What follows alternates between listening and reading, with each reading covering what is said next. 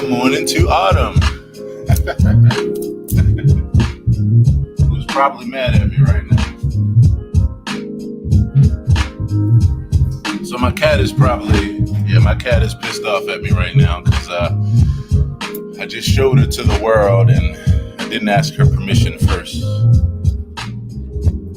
So I guess that just means I haven't learned all my emotional intelligence when it comes to the pets. So she's back now.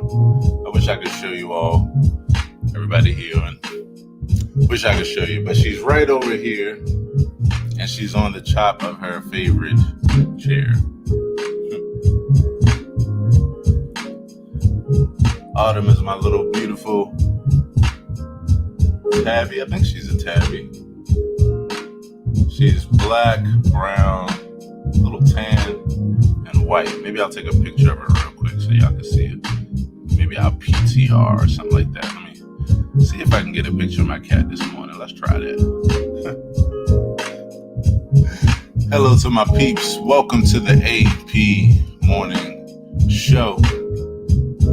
It's where we stand here every day as accountability partners, side by side, shoulder to shoulder. Brothers from other mothers and sisters from other misters. I don't know anybody that said that but me, sisters from other misters. But yeah, we're here every day and standing together in accountability. So I'm looking forward to hanging out with my peeps, looking forward to saying good morning to some good peoples, especially as this time rolls on today. For now, just say, hey, how you doing today? And so as we get started with this experience, I'm going to start off with a couple thoughts, a couple ideas for us to get the brain juices flowing.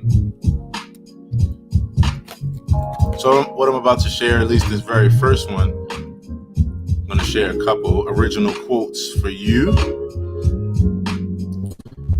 And the very first one that I'm going to talk about is going to be my very first post on Instagram in 10. Wait a minute, where are we? Let me see before I start counting down. Okay, here we go. In 10, 9, 8, 7, 6, 5, 4, 3, 2, 1. All right. If you check my IG, very first post on IG, and everybody on FB at Aaron Hill TV.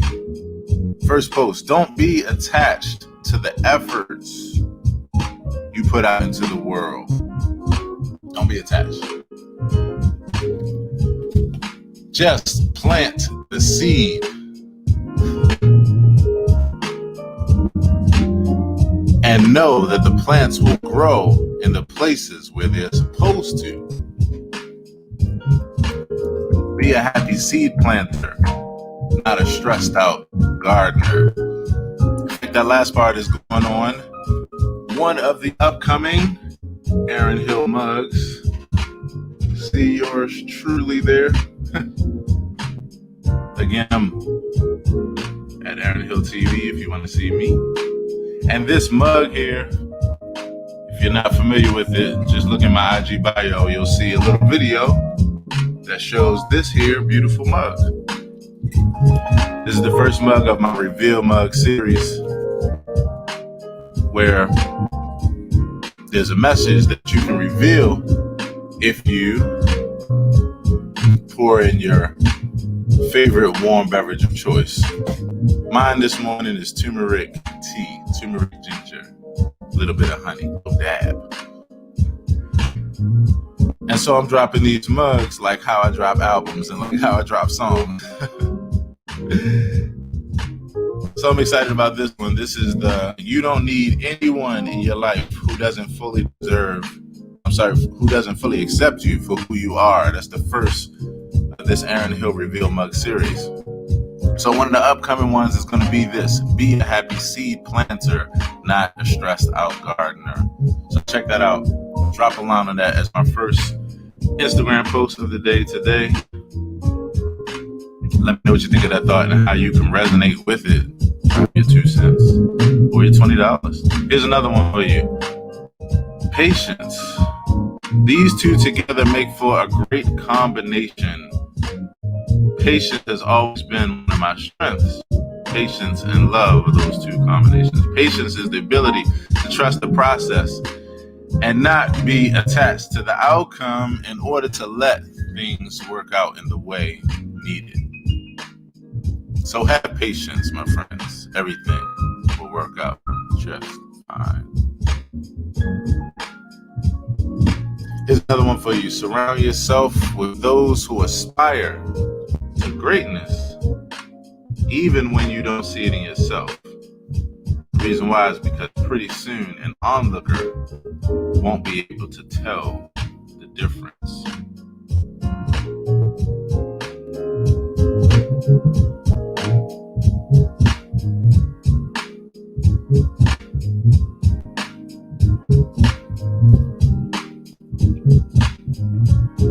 That's really true. When you surround yourself with other people that are like-minded, that are just like you, what you notice is that those things are rubbing off on you, especially if the only thing that has in common, even if the only thing that has in common is that you aspire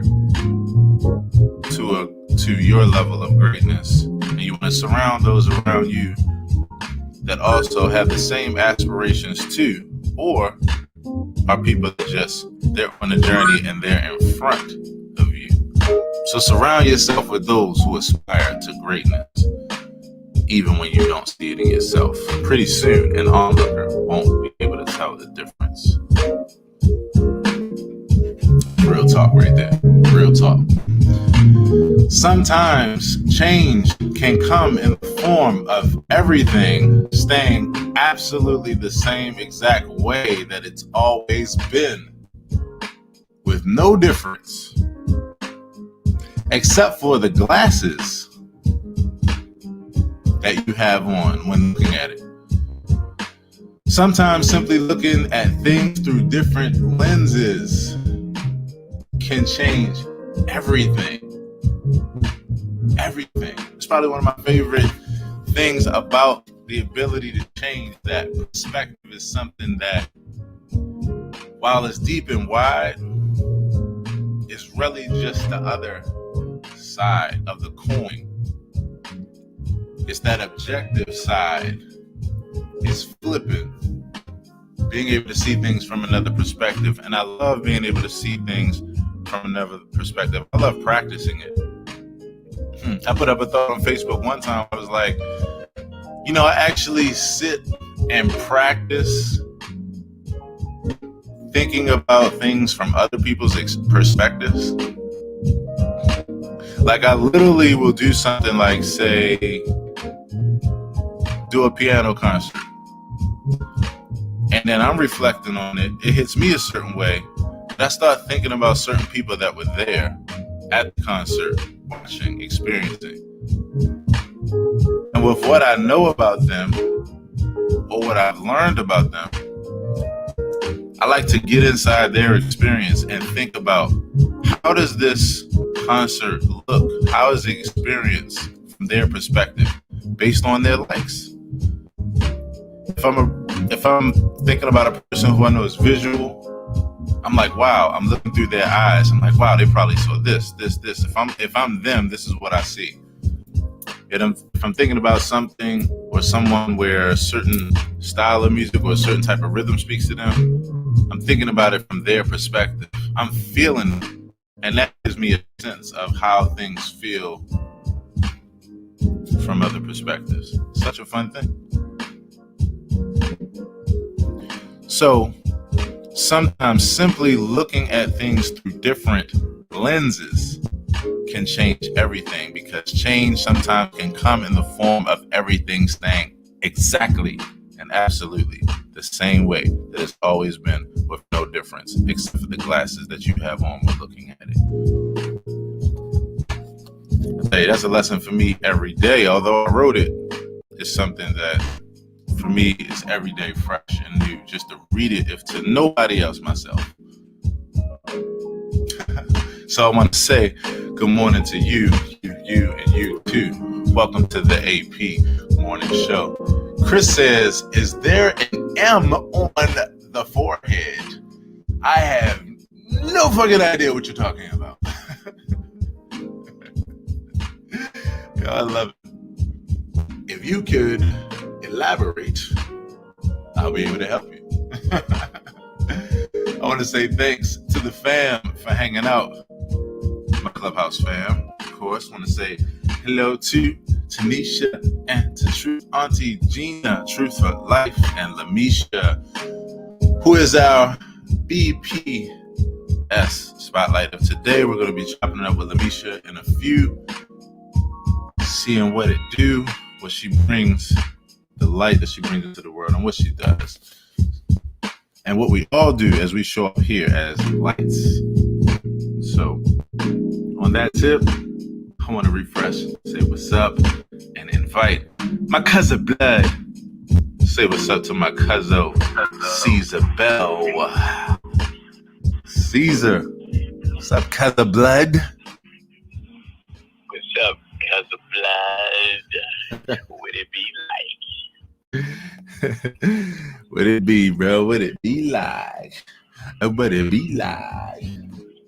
I don't know, bro. I want to start off today by quoting a great philosopher, little phrase, and it simply says, could I possibly be inconspicuous? See, my flow's fucking ridiculous. And the accent, see, I'm from the South. Some of the most beautiful things come out my mouth. Don't get no realer than that, nigga. Yo, it gets no realer than that, yo. From the great CeeLo Green, our way of the Goody Mob. Right. From Atlanta. Right. The good die young, mostly over bullshit. I say bullshit, yeah, man. Yo, you know, Goody Mob, man. Yo, that was my yo, when I say my family, that's like Goody Mob was like my family, like even though they didn't know they was my family. Like I just claimed them. I was just like, yo, when they came out with what was the joint we was rocking to, man, around the soul food joint? Yo, it was like they had this joint, remember the what I think it was who's that peeking through my window, right? Nobody. Yo, yo, how you be that smooth about it though, yo? Right. Pow, nobody now. I say, yo, when Atlanta hit the scene like that, you know, with their groups, their rap groups and stuff, they brung so much melodic, right? The whole melodic vibe, hip hop, you know, it was just crazy. And of course, you know, what you call took it to the next level. What is that? What's his name? Outkast. Oh my god, yeah. Oh my god, yeah. Oh, Outkast literally and figuratively put some stank on it, bro. Like, yo. And to the point where as though they had an album called Stank On. Right. Yo, that's how you know you dope, yo. When you can have an album stank on it, you dope as shit. Right. They really wanted you to smell what they was cooking. Right. Flat. Right. Yo, you know what's funny though? Yo, I'm gonna tell you, I got a confession to make though, yo. It's so crazy. So Outkast, let's see, what year was that Outkast hit with Aquemini? Do you remember? Was that like 97? I know something like that. Aquemini was actually, that was their first album. Right, exactly. So, or was it AT Aliens? Which one? Yeah, I think it might have been AT Aliens. Matter of fact, I'm about to look it up now. But I think about when they came out, right? I was in, Milford Mill High School. I'm rocking. I'm listening to Biggie, The Roots, Common, Mos Def, Talib Kweli, like all of these, right? And so Outkast comes out. Now, I didn't get hit. I wasn't hit with the Outkast bug then. Like I was like on the outskirts. My homeboy, who was a part of my rap group, dude, Mike, we used to call him Hypnotic. Yo, he turned into Outkast, yo. I mean, like, when I say, like, the way that I knew that impact was by him coming to school one day just on this whole other thing. And I was like, yo, what the hell? Yo, he was on some Outkast shit. And from that point, that's when I realized, like, how deep Outkast impact was, man. Like, just... Right. Shoot. Oh, so the first one... My bad. The first one was Southern Playalistic. Yeah, Southern Playalistic Cadillac Music. Cadillac Music, yeah. And then after that, AT Aliens was 96, and Aquemini was 98. Gotcha. See, I mean, they was just doing stuff. Right. I mean, it ain't a lot of, like, you got your really magnificent, great artists who came out in the latter days, during our time. Right. That their first song or first album is just like everything you can imagine. Right. You know what I mean? Like Erykah Badu, like really gave all women the right to say, fuck you, nigga. You get me? Right. You know what I'm saying? Yo, when she hit with Tyrone, right. Even if your name wasn't Tyrone, you felt bad. You felt bad. Tyrone. Right, you felt bad as a motherfucker. Yo, the first lyric of the song was, "I'm getting tired of your shit." And then Tyrone like, well, why? And she go, cause you never buy me nothing.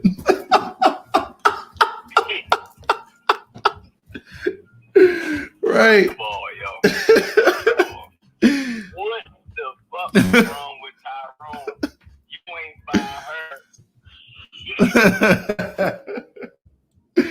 Then you asking questions like, well, how long y'all been together? Right. You know what I'm saying? Right. These are the questions as the listeners. Right. We listening in trying to figure out. We asking, well, did he have to buy you something? Right. I mean, how long it been? You know what I'm saying? Right. I guess for her, it didn't even matter. Mm-hmm. Because it ain't like she said, you ain't buy me nothing for my birthday. She said, you ain't never buy me. Yo, that is funny as shit when you think about it, yo. I mean, how do you start off a conversation? I mean, it's the greatest, like, only Erykah could do it, yo. She just got that magic flow, yo. You imagine that shit in a regular conversation, yo. It's like, yo, I am tired of your shit. Like, damn, what I do? You ain't never buy me nothing. Yo, she real tired, bro. Like, it's a fact. Yo, that's got to be a topic of conversation. Like, is that actually a legit complaint, yo? I mean, think about it, bro. It all depends on the dynamic of everything. Right. How long they've been together with the commitment level. Right. Right. I mean, it's a whole list of questions and shit. But as you get to the song, especially when you get to the end, you realize that, you know, she like, even the phone you using, nigga, is mine. Obviously, he's been around for some time. Right. right. Tyrone was an asshole. You know what I mean, bro? And we try to take up on. We try to be like, nah, Ty, yo, you know what I'm saying? Don't take that shit. Now, Tyrone had to take all of that. Right. All that we got, he had to.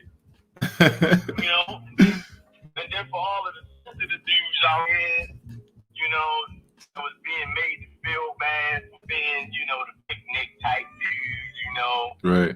Let's go have a picnic and, you know what I'm saying, flowers for no reason. Right. The non-thug nigga. You know what I'm saying? Right. Jill Scott came out with her first joint was let's take a long walk. I mean, yo, all of the sister niggas was like, hell yeah. Right, we on this shit. Let's do that. I ain't got to spend $1. Let's take a walk. You are the type of woman that just appreciates taking a walk. Where are we taking this walk at? In the park. Yo, that's funny as shit. Right. The dog. She want to take a walk and give you some loving. Right. Damn. Yo, that's funny as shit, yo. That's funny. Right? I think about them. Yo, you got Jill and you got Erica, yo, at the birth of this, this neo soul thing, right?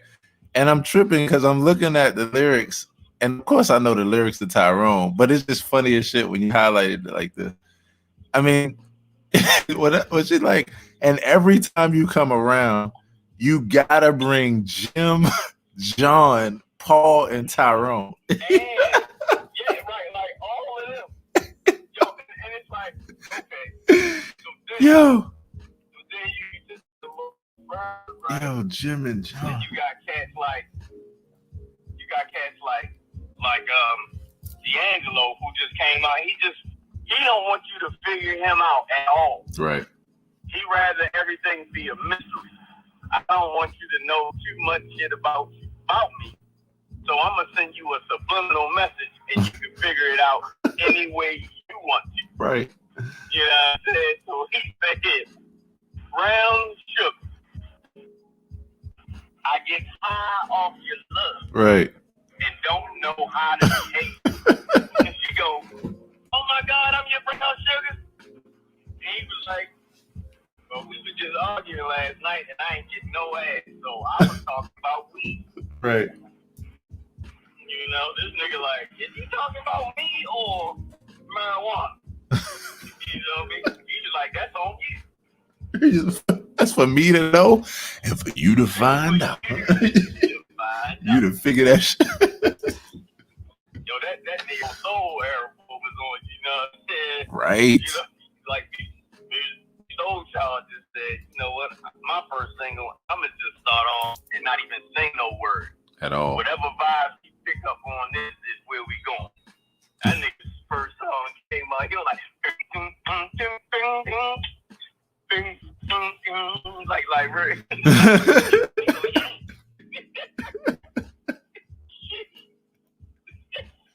Like, what's going on? Right. I miss Neo Soul, yo. Neo Soul was the shit, man. Yo, I miss that shit. Let me tell you something that, look, I missed it too, right? And I want to just quickly refresh the room. Again, I want to say what's up. Hello to Lamisha. Lamisha, you're coming up right next. Auntie G, True for Life. Tanisha, homie Craig, what's up, homie?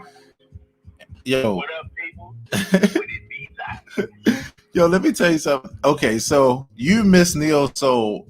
I missed the hell out of Neo Soul. We both missed it, right? There was some, like, I mean, it's still around, but just that golden era, right? You just think about how it kicked off. Now, let me tell you something else that I think you missed too. And I don't even think you realize you missed this. I don't think most people realize they missed this. Okay.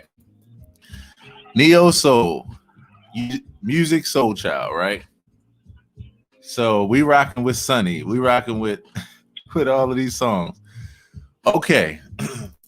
Something that most people missed, and I'm sorry to tell you, but Music Soul Child, in his song Love, the very first word, he did not say love. I'm going to say it one more time. Music Soul Child's song, Love. The one that goes, love, right? Now, that's what you think he said. For everybody here, the people in the front, back, and goddamn it side, he did not say love. If you listen closely, he said lum with a L. He said lum, LUM. If you don't believe me, go put on the song right now. Like you say, Caesar. Like you say, bro, not now, but put that song on right now. I promise you. Listen to it closely. I put it on Facebook. I put it in Music Soul Child like groups and everything, like Facebook groups. They've been dying laughing because if you listen to it, he doesn't say love. He says lum, LUM. Yo, cousin, ask Craig how he felt about Tyrone when he first heard it. Right. Yo, we definitely will, yo. Hopefully if Craig after we hang out with Lamisha, right.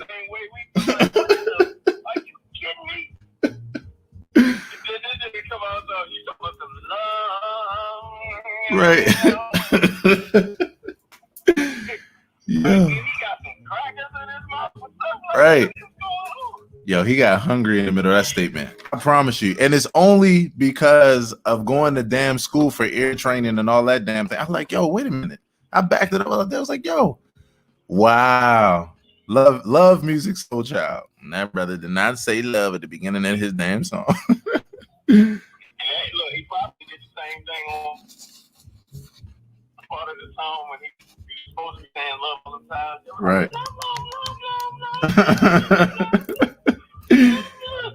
Like, yeah. We gotta look it up. Yo, I'm telling you, bro. People thought I was lying, yo. They came back to the post. They was like, God damn it. So you just like changed my whole damn world. So.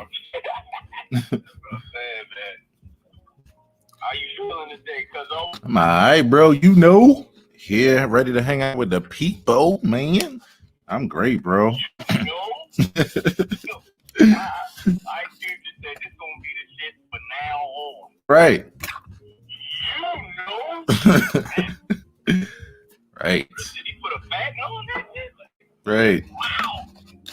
Yo, celebrities just be doing shit that don't nobody even think about. Michael Jordan, yo, bought the color baby blue.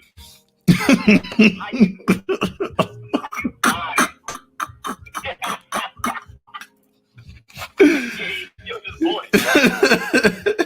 Like somebody was on Craigslist or somewhere like, yeah, I'm selling baby blue. Right. Yo, I did not know that. That's funny as shit. Okay, yo, I know one point in time, yo had a patent on the color baby. Yo, that's some heavy shit right there. Yo, that's legacy right there, boy. You going down in history. Yo own a part of every little boy that was born in this world. Right, ever.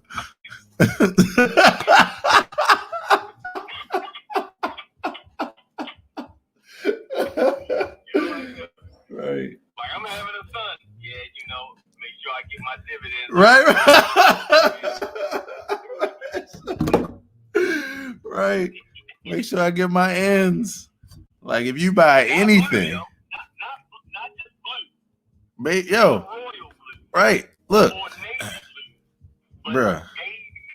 That's what I'm trying to tell you, bro. Auntie Gina, like, owes him some money right now. We all do, yo. He bought baby blue. Look, my y'all can't see it unless y'all hanging out with me on FB at Aaron Hill TV, but I'm holding up my protein shake for the morning, baby blue and white joint. So they owe Jordan too. What is it? What are you saying? FB, what are you saying? FB and YT, Facebook and YouTube. Oh shit, I'm slow as hell. Hey, yo, I remember I was people talking about Instagram and they would say IG and I thought it was something different. Right. I'm like, yo, they like, yo, hit me up on IG. Well, where's that? Right. There is IG. Niggas like, yo, that's Instagram. Right. And I'm like, oh, that's when you know you just out of tune, yo. Yo, look, you know me, bro. A lot of this new era stuff, man, I got up on it real slow, yo. Real, you know, I'm lost sometimes. You get it, bro. People talking about tag me, yo, DM me here, tag me this. You know, like, what are you talking about? Right. Like, flat out, I was lost. Then I was laughing at my mother. Yo, my mother be trying to do stuff and, you know, this, that, and the other. And, you know, talking about tagging and everything. You can't do that to nobody 60 plus. Exactly. I'm going to tag you. You can't say that shit. Nah, they think you back in the day with that shit. They be like, okay, who's it? Who's it? I'm counting to 10, motherfucker. Yes, sir. Look, man, I'm outside today. Ready to go ahead and get my thing going, man. Yes, sir. Hopefully I can find me some dandelions growing out here somewhere. Right, just to chew on real quick. Yeah. About to go search for some dandelions and some wish flowers out this motherfucker. Right. And I will get what you later, chat. Yes, sir, fam. Yes, sir, cause of blood. You know, I'm waking and baking right now. So oh, bro. I'm joining you, baby. I'm joining you. All right, cuzzo.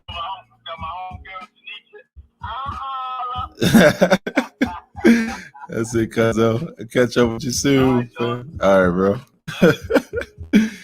Oh, man, good times, peeps. Want to say what's up to Alice Brown, Chris Young. Yeah, I tell you, look, that shit had me tripping. Y'all don't know. Music So Child did not say love. And that's going to be the topic of conversation today. Like, was Erykah Badu, was she justified in her rant? That shit was great. Only Erykah Badu could be like, you better call Tyrone. And then have background singers like, call him. Like, oh, man. She said, every time I come around, you got to bring Jim, John, Paul, and Tyrone. That's a hell of a damn combination, too. What's up, peeps? Thank y'all for hanging out. AP Morning Show, we're here. We're about to bring Lamisha to the stage, our BPS Spotlight of the Day, hanging out with good people, highlighting them in various ways. And I'm going to highlight my cat, too, because my cat decides that she wants to come over here and tell me, regardless of what I'm doing, oh, now she's playing with the pen, that she's ready to leave. Now she's distracted. Hey, Autumn, you ready to go? Hold on, let me check in with her, y'all. Let me check in. Hold on, let me check it. Hey, girlie. Hey, you ready to go? You ready to leave out? You done? Are you finished or are you done? Okay, she's okay. Let my cat out real quick. I mean, I'm just saying, you know, you're the one that asked to be on the show. Just saying. Yo.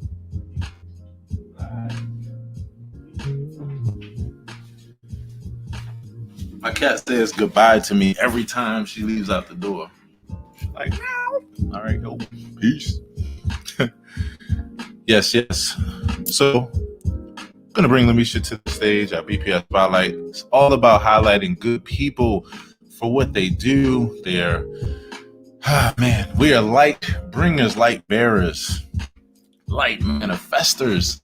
We on some light shit every day in various ways. And so one of the things that I've been always grateful for, and thinking back to my 2012 New Year's resolutions. I was like, you know what? Called my good friend Steve Anderson up, and I was like, bro, coming into 2012, man, one of my resolutions is going to go to something so damn simple, but something so often overlooked. And that's the ability to create a connection with a new human being, new opportunity to meet someone who's a part of your tribe, on your path, on the same path as you, even when we're alongside each other on this journey called life. I told him, I was like, I'm not going to walk past people anymore, look them in the eyes and not say hi. I'm going to be able to search for people that have like-minded interests like myself, be able to connect with them, be able to shine light on what we're doing, find out where we can support each other and move forward in life together.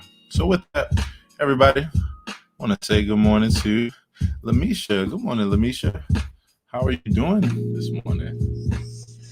Good morning. Good morning. What's up, y'all? Hey. I'm super excited to be here. First of all, I'm still cracking up because what y'all was just talking about, I'm over here dying laughing like, no way.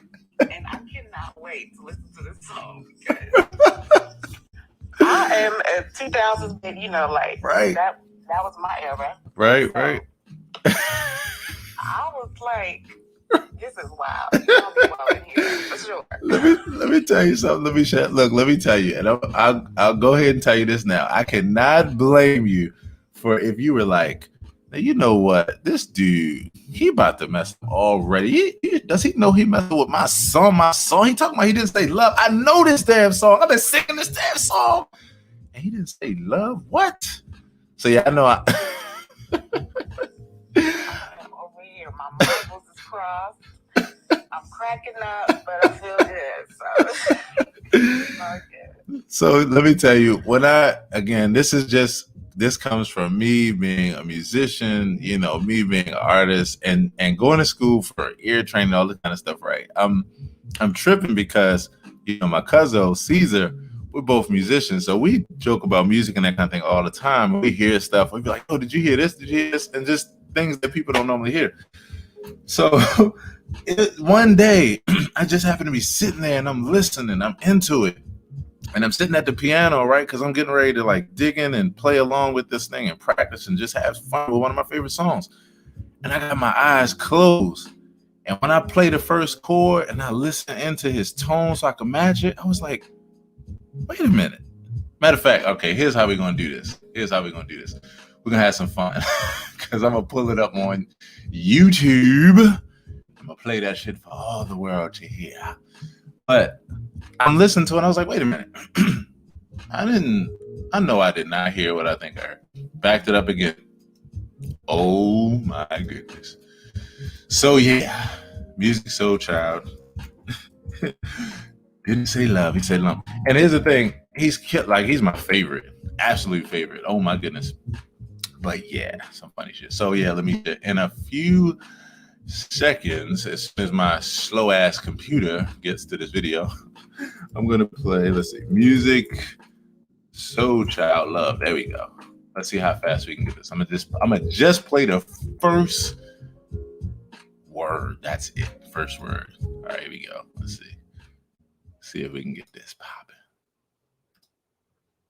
All right, here we go.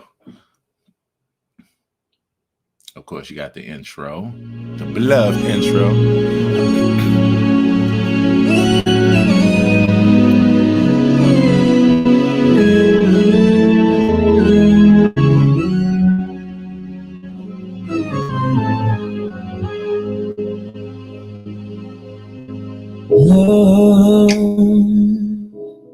That's it.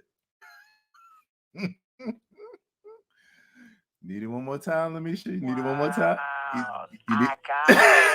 Get out of here. What in the world? One more time. One more time for the people in the back. One more time. People in the back. Here we go.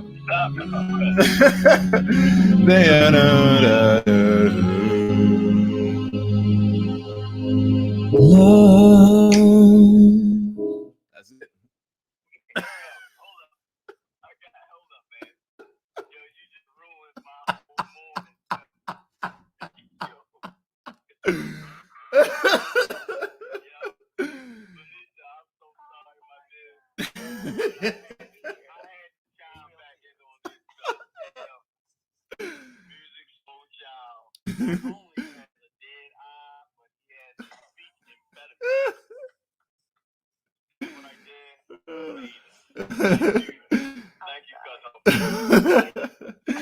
Oh man.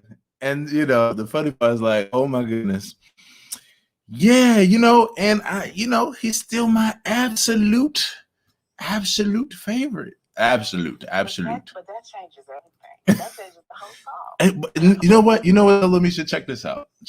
And I love this. I love good segues. Check this out. Okay.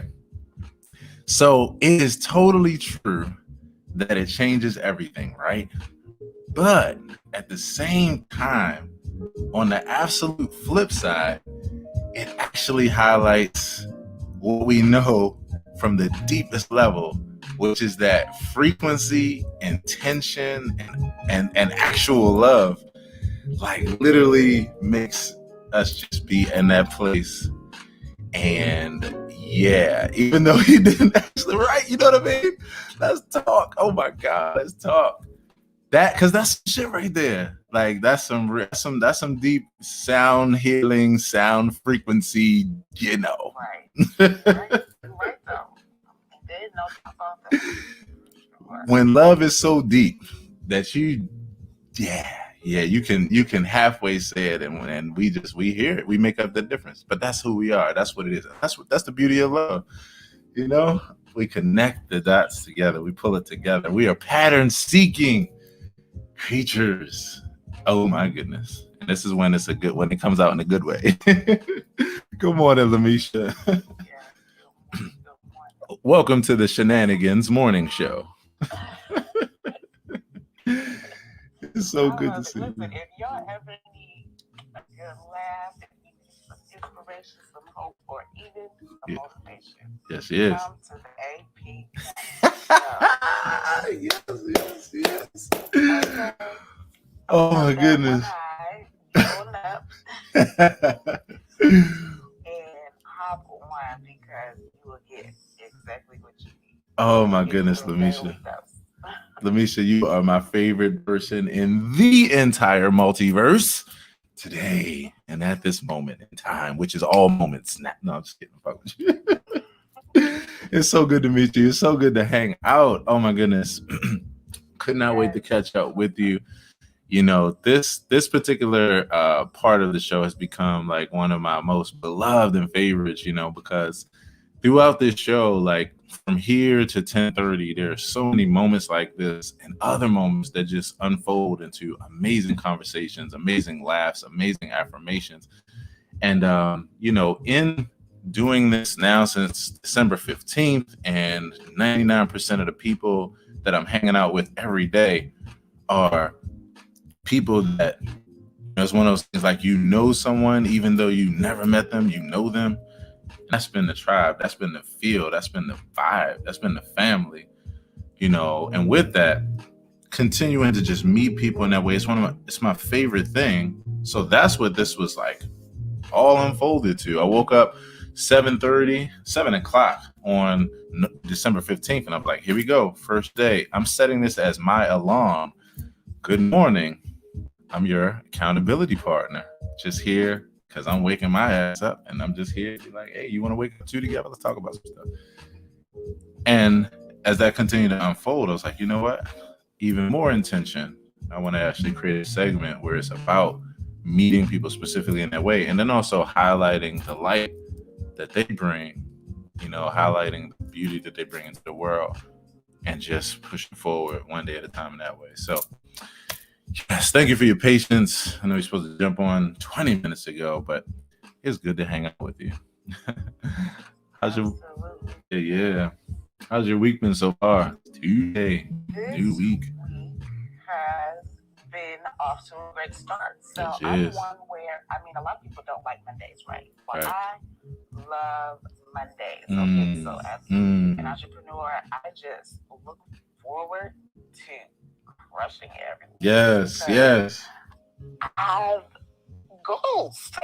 Right. And so it's like, okay, what are you doing this week? And I have everything set out by Sunday. Right. And then come Monday, I try to be as productive as can be in every day. Yes. Throughout the week. Yes. Just being Yes. flexible too, you know, life will happen. Things out of your control. Right. Try to get in your way. So you gotta be flexible. Right. And so I try to keep that part open. Yes. And I'm just looking forward to it. Today is Tuesday. We haven't made it Tuesday, Wednesday. So right. I'm just striving, going on up. I'm still feeling you on that. You know, that so speaks my language. Every day is such a new opportunity.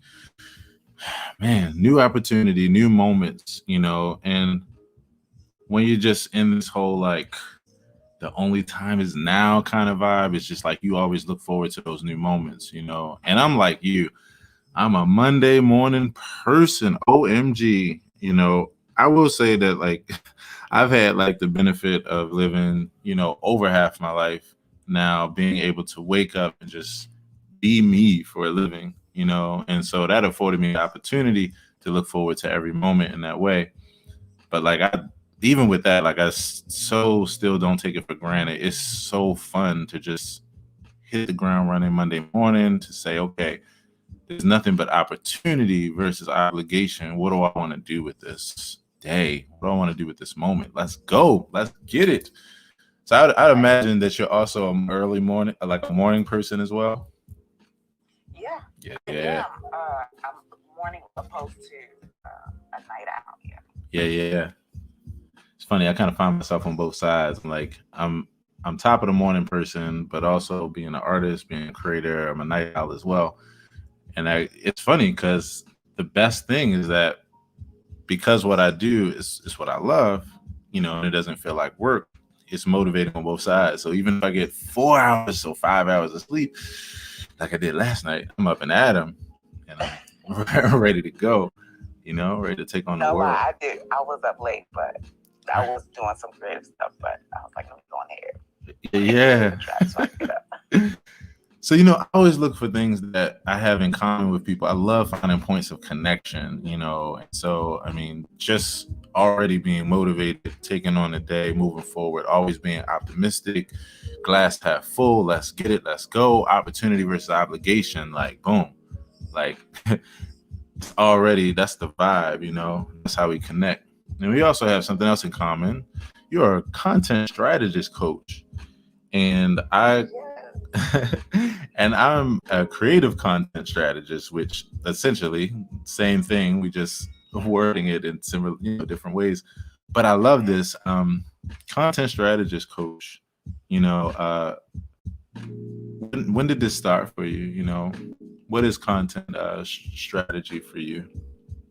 So, honestly, not too long ago. I want to say want to say October. So, nice. As a content strategist coach, I found that there are people who just want to learn how to make their social media content work for them. Right. For a long time, a lot of people just were like, I just need to be out there and have their online presence, which they do. Mm-hmm.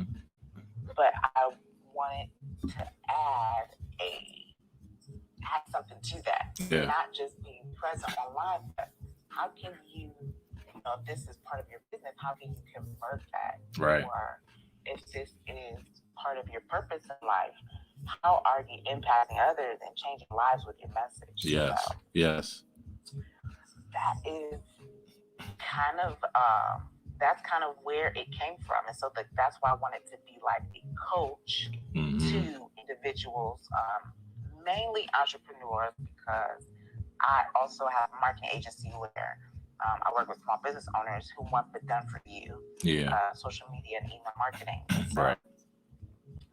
Those that operate as solopreneurs, I wanted to kind of help them in a way where, as they're creating their content, how do you draw on the emotions? Right. I had on my previous bio, I know I had changed a previous bio, I am still a student of emotional intelligence. Yes, yes.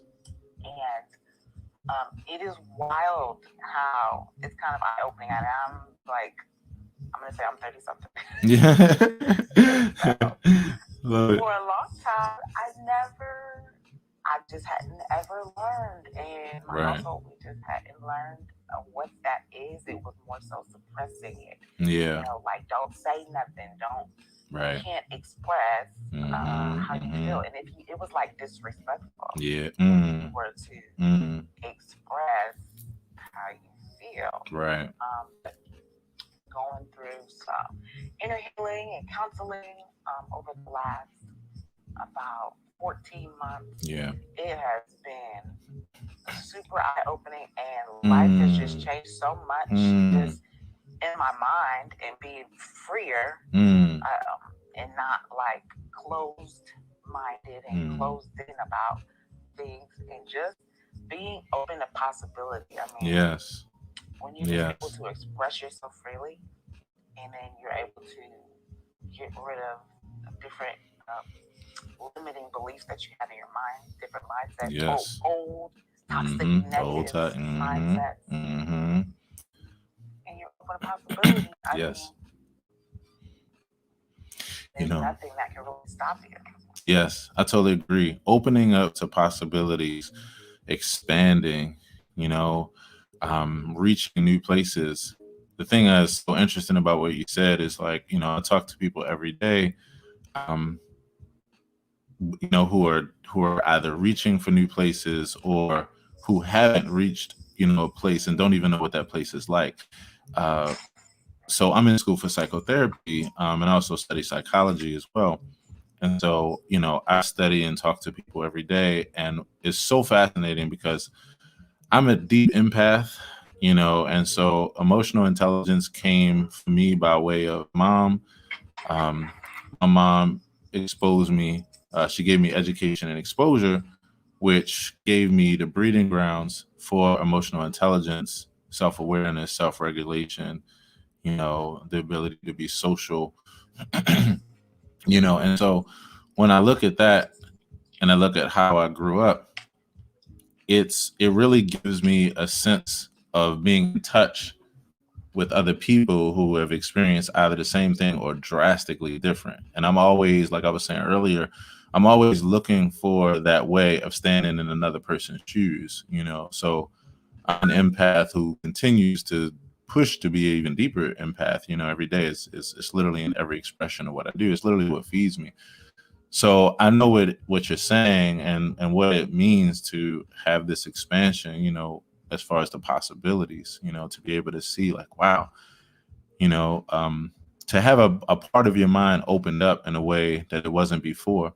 And it's so interesting because and I was mentioning earlier, it's perception and perspective, which is a very simple thing. It's like putting on a different pair of glasses, but it goes at the same time, while it's simple in nature, it's not at all simple in application, because it's all based on your neural pathways. It's all based on how you were raised or lack thereof. It's all based on the examples that you were giving for how to deal with your feelings. And we talk about it day to day here, on this show, just about how, we come from times where we were told to, and we had to, in many ways, stuff down our feelings. Sometimes it meant the difference between life and death, and we had to, quote unquote, fake it until we make it, and that kind of thing. But now as we continue to grow, as we continue to evolve, as we continue to know, like, new things about ourselves and, have more knowledge and information, there's less to be afraid of. And, there's less that we need to get overwhelmed by. So now we're just working with how to be able to see things from a new perspective, how to be able to relate to our feelings and separate ourselves from the things that we're going through so that we can be able to manage them all, So I just celebrate, and I'm digging what you're saying about this opening up of perception to the possibilities, So, when you think about this, where has this brought you as far as, what you do for either a living or as your life work. How has this surfaced for you as far as what you do day to day, and what you share with people or what you bring to the world? Yeah, well, for a long time, I had done marketing. Well, I had assisted other small business owners with their marketing efforts for a long time. So I freelanced for a long time. And right. End of 2019, I just had decided I need to go ahead and step out. Well, actually, I was faced with the decision to go ahead and become a full-time entrepreneur. And I took the leap. I did it afraid. And then COVID happened. Right, like, right. Well, I'm gonna have to make it work. And then, right. Because other people want to try and stop the way you want to make a living, but with what I do and everything's online, it was like, oh, well, now it kind of gave me leverage because now a lot of people need to be online. So it kind of was like a boost. Yes. I was happy. Yes. That it was this opportunity. So like you were mentioning, I always just see the opportunity in everything. So yes. I saw that as an opportunity to help other business owners market themselves. And then come October, it was kind of like when I saw and I was ready to make another pivot. And so, because like I was saying, I was running a marketing agency, just doing a lot of work inside the agency. But I'm like, well, if I get some help and have some other people work these accounts, then free you up. Freedom. Let freedom ring. I have a dream that one day I'll be free of doing graphics and I'll be free of doing and editing videos and somebody else do that shit. I totally get it. Exactly right. Yep. Exactly right. So, yeah. Whenever there's a pivot that you end up making, it takes a little time for the change to come to make a place because you are used to, you're in this routine, you're used to doing it, and you want things to away. But some things you just gotta let go, let other people let their creativism happen, and just let it go. Yeah. You're speaking my language, really deeply. So, I'm a natural pivoter. Pivoting is my strong point. Pivoting is my strong suit. And so 2020, pivot year, whether you like the shit or not, we are forced to look ourselves in the face, to pivot, to move, to be able to see how we groove, how we're going to fit into the groove. What doesn't break you makes you. And so what I like and what I appreciate as an optimist is that it's pushed us into new places, finding ourselves in new ways, seeing things and finding new ways of things working that we didn't know could work before, or that we weren't able to look at or give the opportunity or the time of day. And so I really appreciate that because it's the story of my life too, Lamisha. I actually have a company that is at the top of my bio. It says Fruition Music. If you all are interested, you could definitely Google it. Just put in Fruition Music in Google. You'll see a long track record. It's a music business for backing tracks for singers and different entities like churches and groups that don't have backing music. I have a catalog of over 1,000 tracks. It's a global business. And so I've had that business since 2007 when I created it. And by 2014, it became a 6-figure business. And it's been like my livelihood since. So with that, it was a tough year in 2019, as all businesses go through entrepreneurship. It's a tough year, and that was after like super, super high years. And 2020 hit, and all of a sudden things actually rocketed. And it's because of the fact that I happen to be one of those fortunate people who develop a business product and service that actually during these times, people have more of a need for it. So it took on new life, and I'm grateful for that.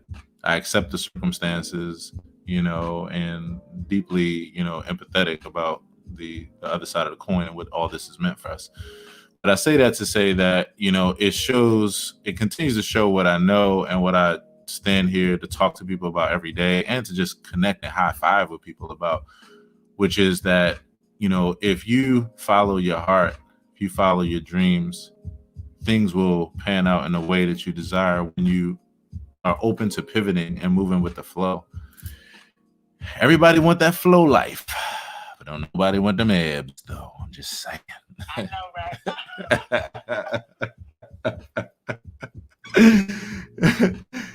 Nobody want there. Nobody want them abs, though. Nobody want them abs. Oh, let me just get the flow real quick. Yeah.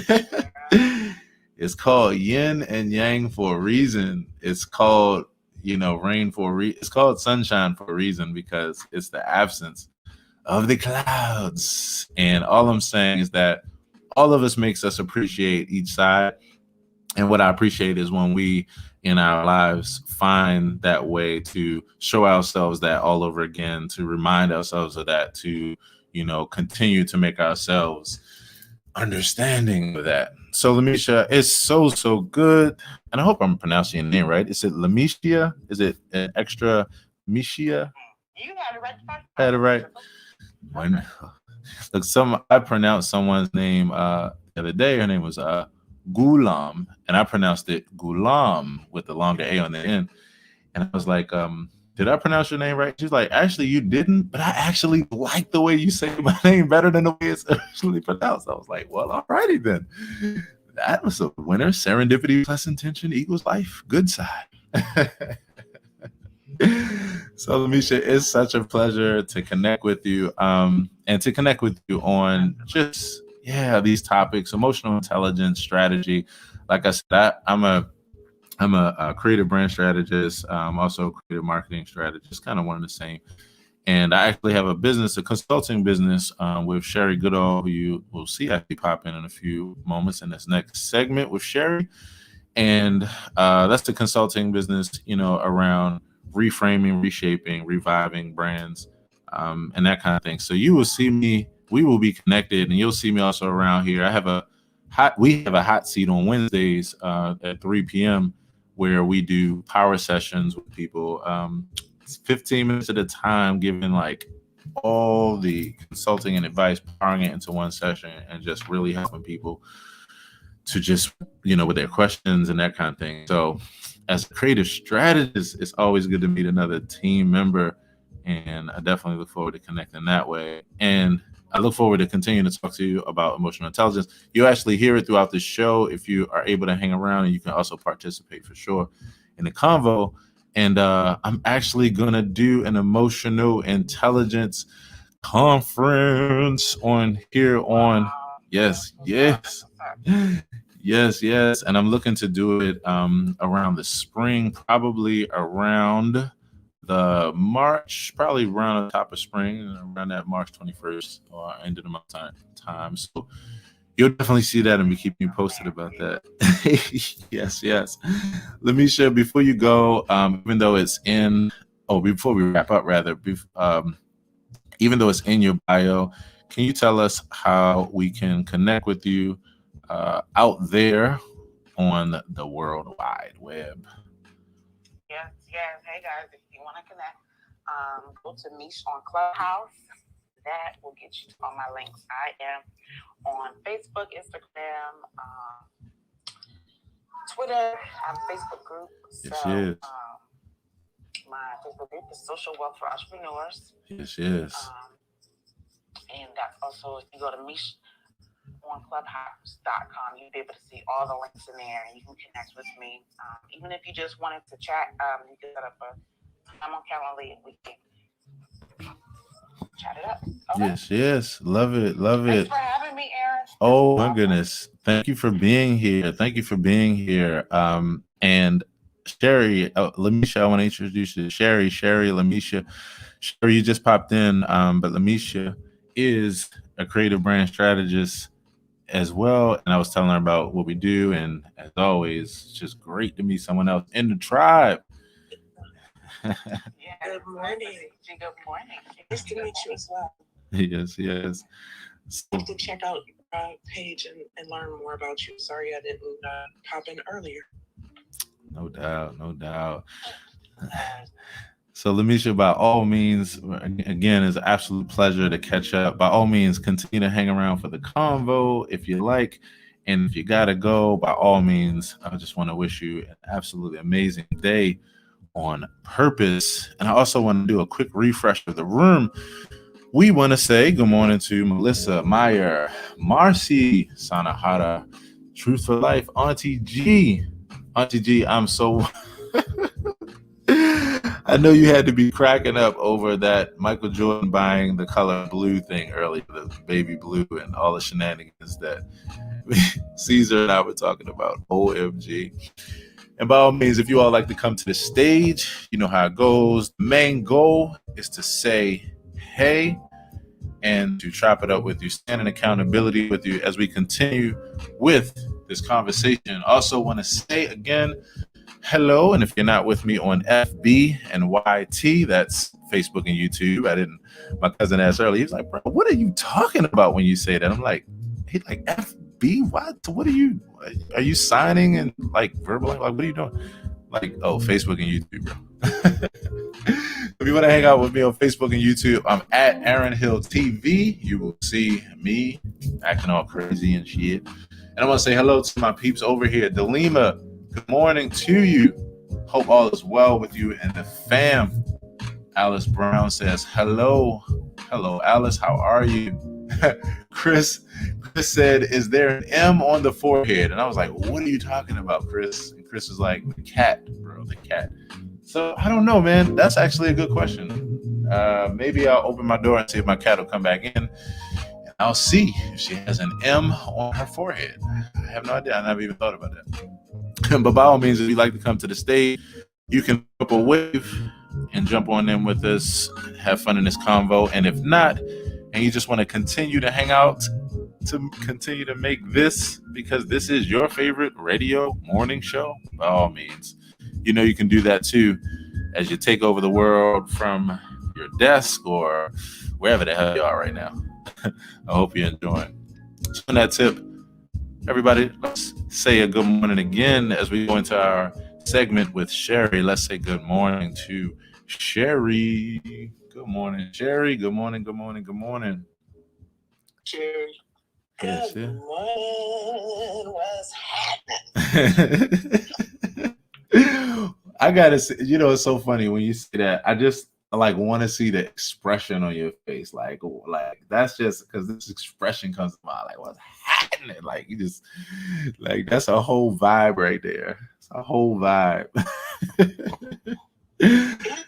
It really is. That's why I like to say it, because it's like it's not just like what's happening, guys. Right. Like how are you? It's like what's happening. What's really good? Yeah, that's how I'm feeling. Right. OMG. So Sherry, what is happening? Well, the day in the world. No, I'm just kidding.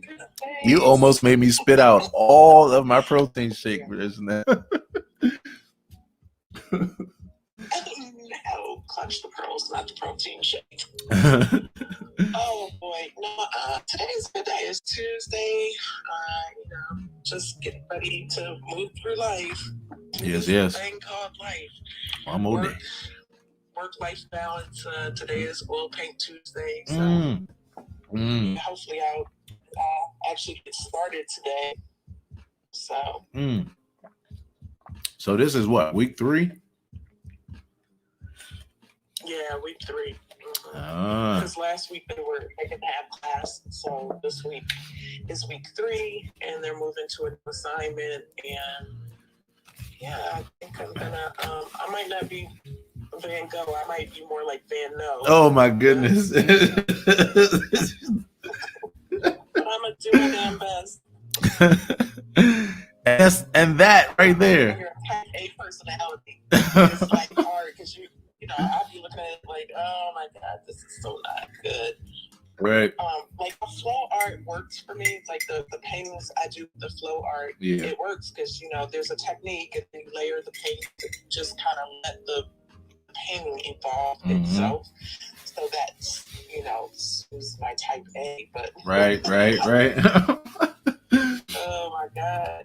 Nah, I definitely feel you on that. My mom, for those that don't know, my mom, oh my goodness, she's beautiful. She's 70 and she's fabulous. And you would not know if you looked at her. In fact, there's one video I have where we're walking around the lake together and where I am running to keep up with my mother. She's rolling. And I kind of, at least somewhat, think I'm in shape. God damn. But my mom, my mom is just, oh man, she's so vibrant. So during this quarantine time in March 2020, my mom calls me. She says, "Hey son, how you doing?" Like, "I'm good, mom." She's like, "Hey, so I think I'm gonna go to Ollie's Outlet today and buy an adult coloring book, and I'm just gonna color. Since we're inside, I'm just gonna color and just kind of have fun." And I was like, "Oh, that's great, mom. That's great." Little did she know that a couple months later, she would have created over 500 original paintings and pieces that she now has turned into a side art hustle. And people are buying up her art everywhere, and she's making all kinds of smiles around the city. Amazing. But even with all that, Sherry, my mother continues to look at her paintings and go, "I don't know why anybody like this. This is ugly." I know, she said that to me one day, and I was like, "What's wrong? What?" And I'm just, your mom's funny, first of all. She's a funny woman. Yeah, she said that to me, and I haven't had the pleasure of buying her paintings. Right. I do have, she gifted me with one of her coloring book photos, which Yeah. is in my room. I love it, but yeah, she's just like really funny, but I get it. Like, you look at your own stuff. I don't even know how some of the greatest artists of the world were able to look at their stuff and what they thought about people were buying it, right, telling it like, it's one of the greatest pieces ever. Yeah. Like, what about the Mona Lisa? Like, really? Oh! Wait, you better. Why we don't say motherfucking curse words in this room. We don't fucking curse on this show. What? I'm gonna tell you what just happened. You just cursed on the show. Okay, you said some shit that was a curse word, and we don't curse on this show. The Mona Lisa. Hey, look. She's like, what? So look, I know I'm tripping. Okay, this is the subjectivity. This is the beautiful subjectivity of art, right?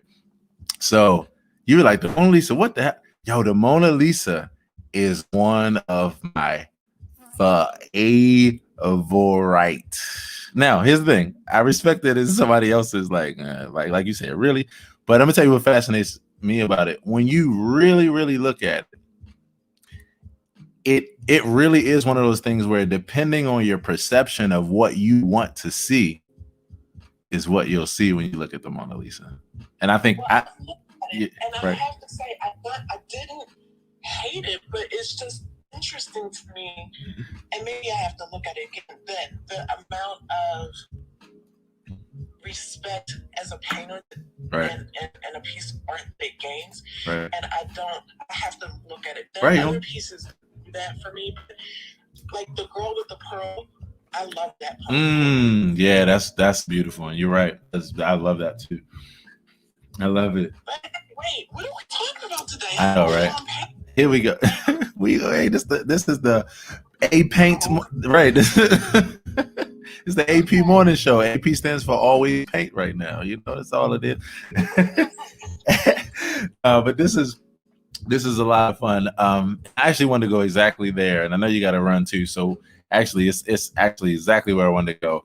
And so now I want to actually jump to the Black History fact of the day for everybody here. We've been doing, Sherry has been doing an uncommon Black History fact every single day for this month, and it's been a super fun journey. Sherry, who you got for us today? So today, Black people. Oh, wait a minute. What the fuck? Did you just turn this to... Wait a minute. Now I got to figure out another acronym for AP. I'm going to have to see if Coco can figure out an acronym for AP for what just happened just there. Is it the Always Prejudice morning show or something? I'm fucking with you. Right.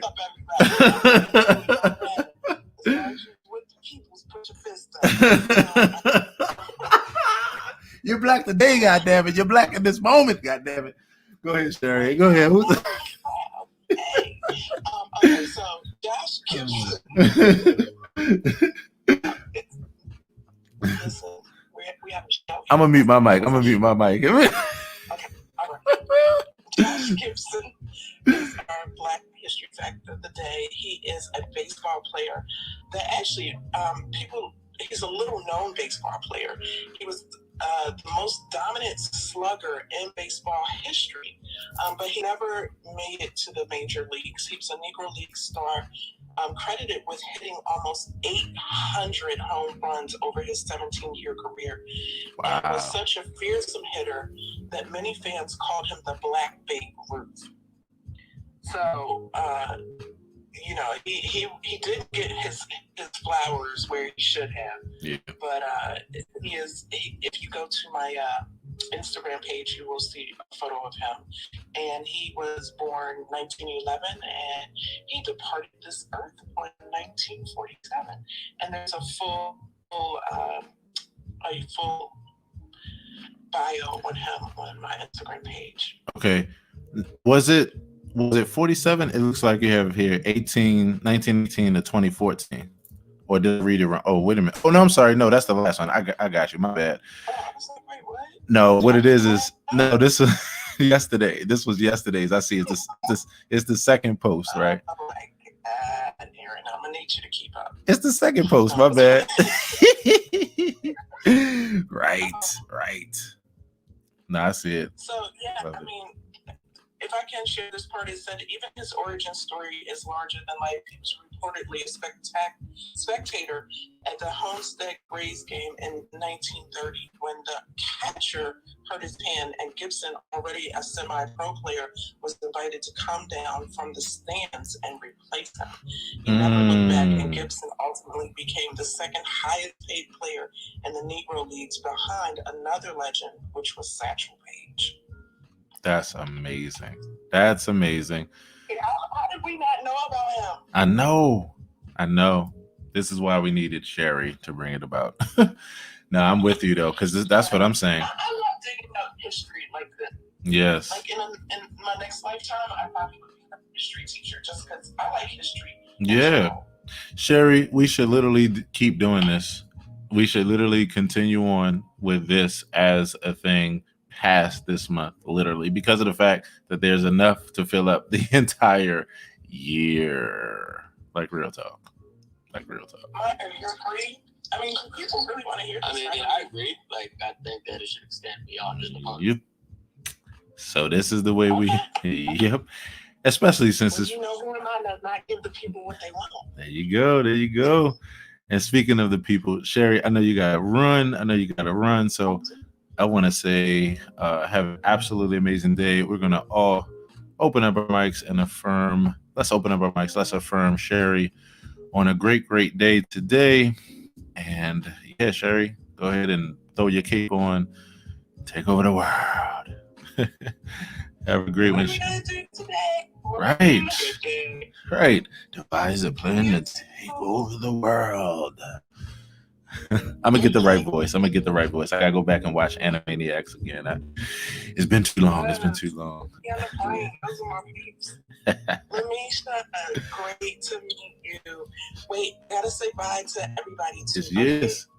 Antina, Sanara, Marcy, Coco, JDT. Nice to see you all in the room today. Have a great day, everybody. Take care, Sherry. See you soon. Peace. Yes. Such a good day. Family. If I could, first thing I want to do is refresh the room. I want to say hello to Melissa T.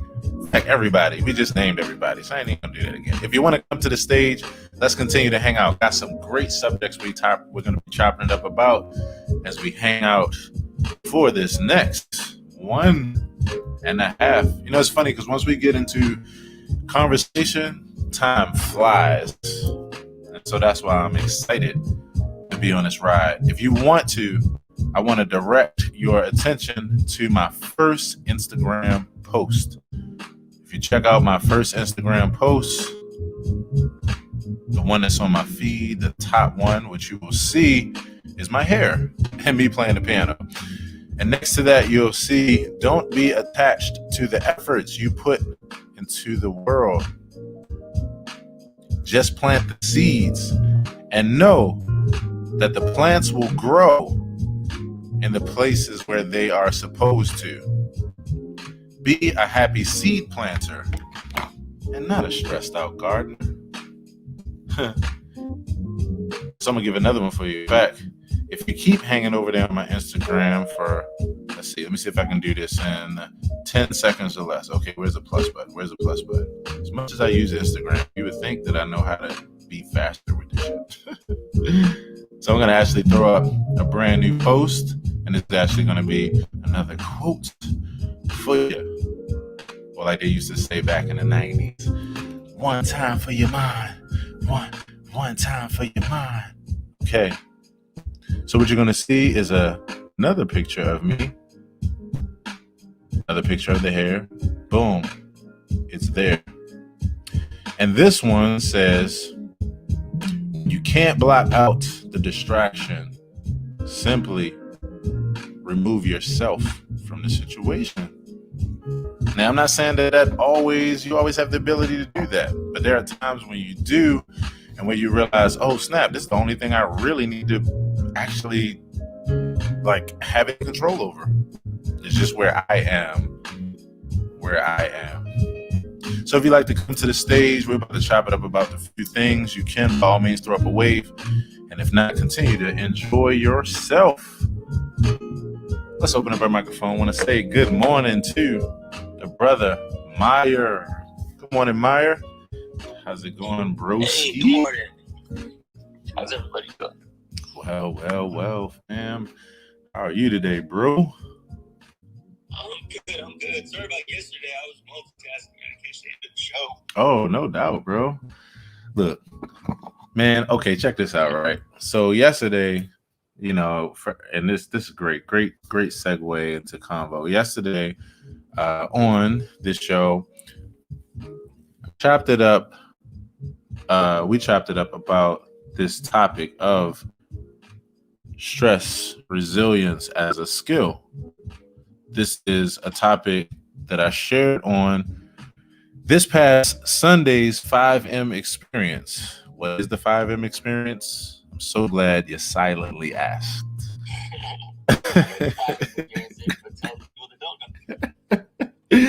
Music, movement, meditation, mindfulness, mantra.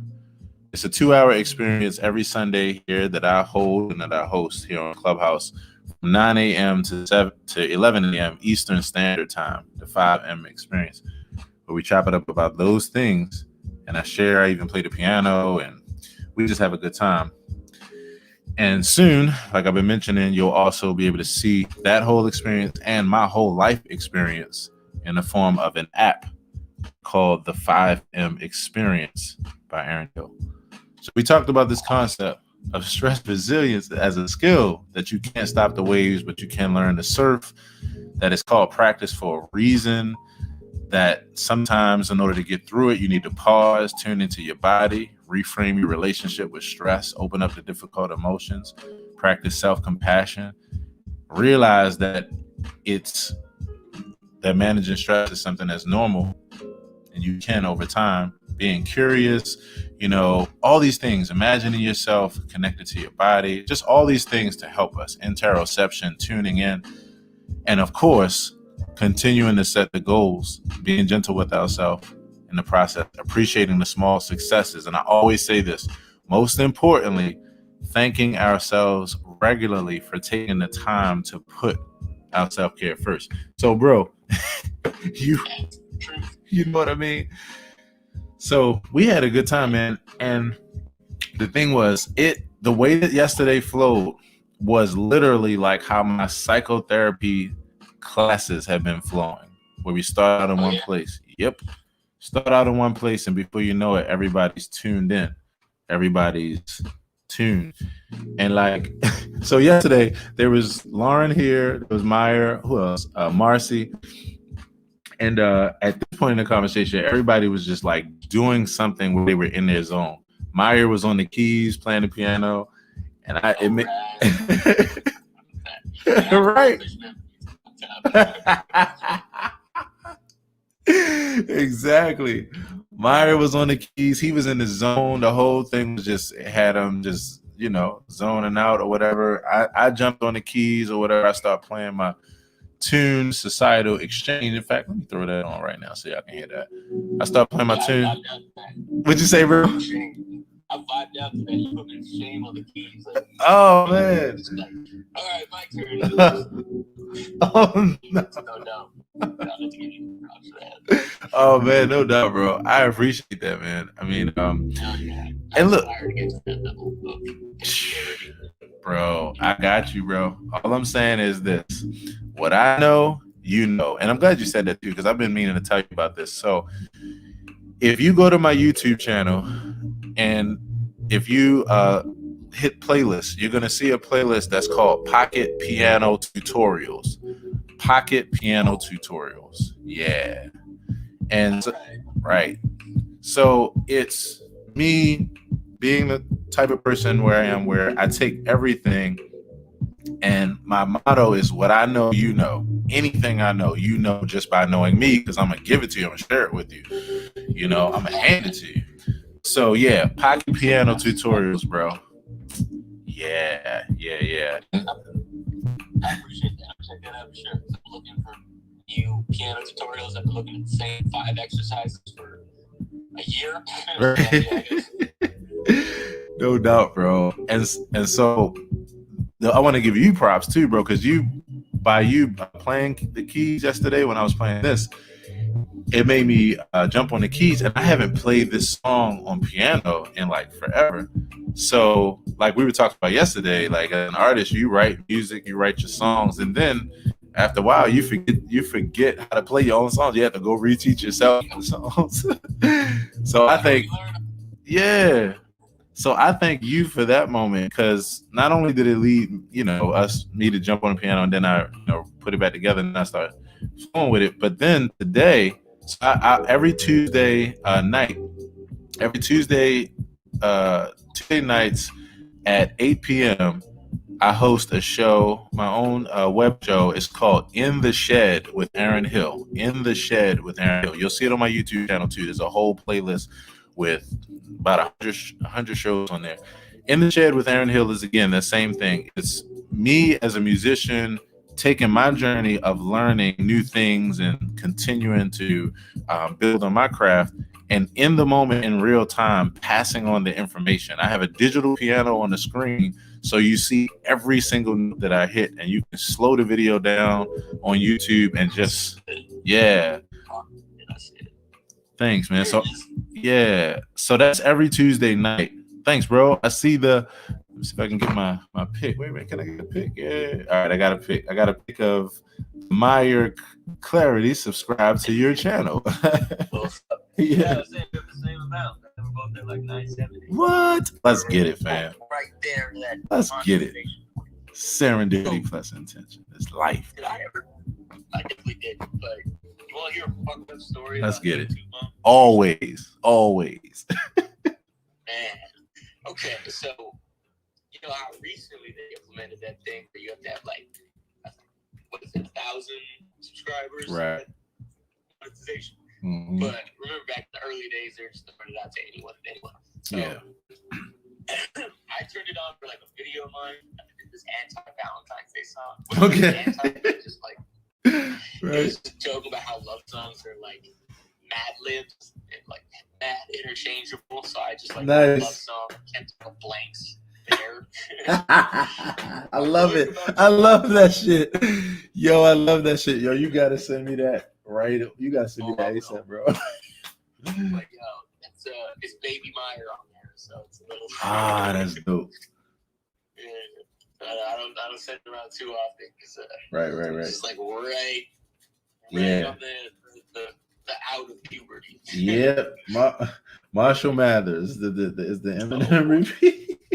I get it, bro. I get it. That's why I say I'm so here for it, man. Like shit, it's the journey, man, and that's why I'm here. Like we're working this shit out together, man. So I feel you. Definitely, it's a journey, and you gotta catalog that and let people see. Yeah. But yeah, before I get sidetracked, I turned on monetization for that video, and they're like, "All right, you get to go." And we got ads, and then for they around me up with this message like, "Oh, well, your video didn't meet the projected views we told our client it would, so as a consolation, we paid them the money that is yours. What? And we demonetized your account because you didn't do that. You didn't meet our expectations." And I was like, what? And, I just back in the day, I didn't care. But then 5 years later, I'm like, wait, I'm still demonetized. And I'm appealing. And every time they're just sending me frequently asked questions about me, right? So I'm not getting a human. So it's been a decade now. It's been a full decade. Oh my gosh, yo. Look, and man. I'm just curious to see when I reach 1,000, will I be monetized or will I still have that bullshit? Right. Man, I'm glad you could chuckle on the end of that, because that shit, man. And I could actually relate to so I have another YouTube channel at the top of my bio where it says owner of Fruition Music. That term, Fruition Music, for everybody that's here, if you just Google that, you'll see a long track record from 2007 to now. It's a global business. And I have a YouTube channel for Fruition Music that has, I think, 70,000 subscribers on it. So, I've had that channel, I've had monetization, I've gotten paid from, views and that kind of thing. And at one point, it was up to maybe $1,000 a month. And then, and thanks, man. So then at some point they turned it off and shut it down, because one of the things that I do is my business is based on doing backing tracks, which are I do cover songs. I do instrumentals of popular songs that you can't find out there. Now, I license my stuff and all that kind of thing, but this process with YouTube is oh my goodness.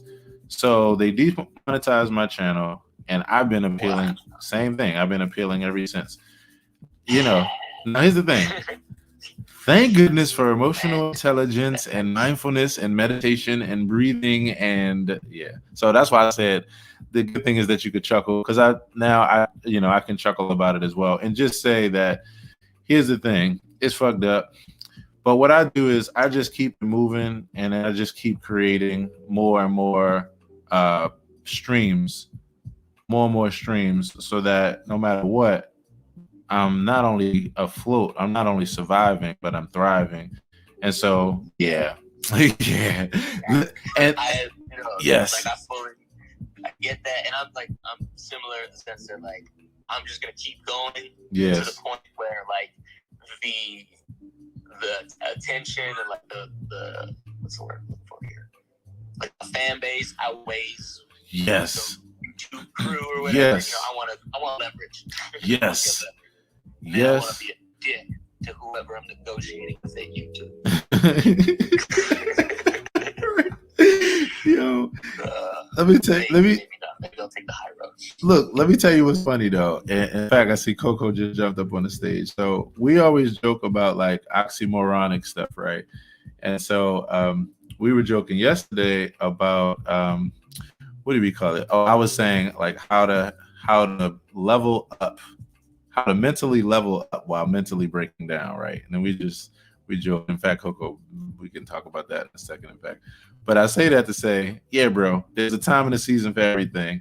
So what I'm saying is stick the middle finger in the air and actually turn that shit into, the love, the thing that says, I love myself. Let me go make this thing do what it do. Because I'm going to tell you, bro, what we're talking about right now, as far as, building tribe in this way, bro, at the end of the day, that's all that matters. I was saying it yesterday that despite all these things, right, even what I just mentioned about demonetization, literally every time, every stage of the game, I have my entire audience, and I have like on my email list alone, there's 10,000.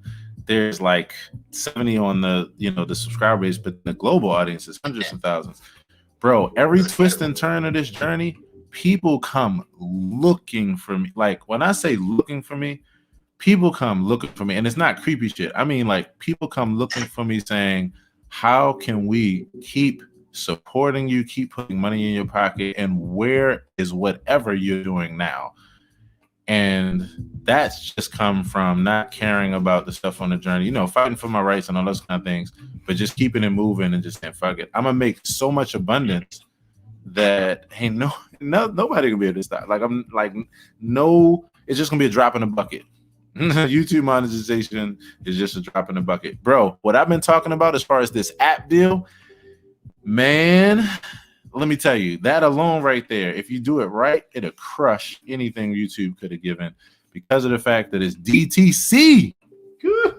It's DTC, and we get exactly what you need. I'm just saying, And so, yeah, bro, but I feel you, and bro, yeah, it is what it is. Coco. It's the journey, fam. I'm sorry, my bad. Oh, no, you good, bro. You are totally good. I was, in fact, I wanted to check with Coco to see, because Coco. Good morning, Coco. Good morning. Coco, I know you got something to say about this shit. How you doing? I'm good. I'm great. I'm wonderful. I'm getting ready to start I'm getting ready to celebrate the 10th anniversary of my 37th birthday. What? I'm going to be 37 for the 10th time on Thursday, y'all. Let's go. I'm 37 for the 10th time. I've been this thing for the long haul. Yes. My 10th anniversary of my 37th birthday. I have never heard that shit put like that. Yeah. Shit. Happy anniversary to me. Yeah, get it.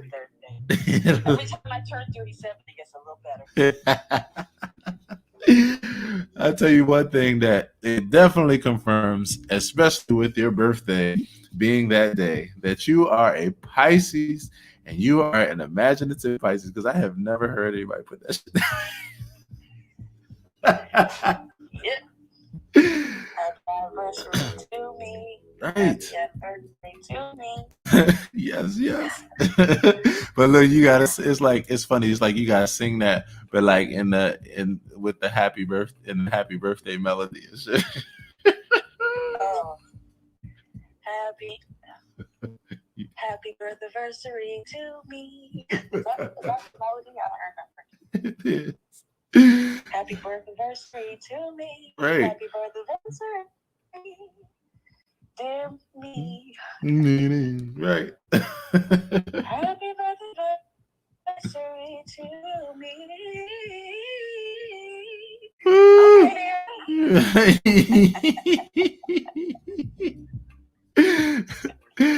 Oh yeah. OMG. Yeah. Another trip around the sun. Look, you came up here as soon as I was talking about not only surviving but thriving. Get it. Thrive by design. Survival is not enough. Right. Now, thriving doesn't mean to be happy-go-lucky. It means to grow. Right. Including with pain, growing pains and stuff. Mm-hmm. So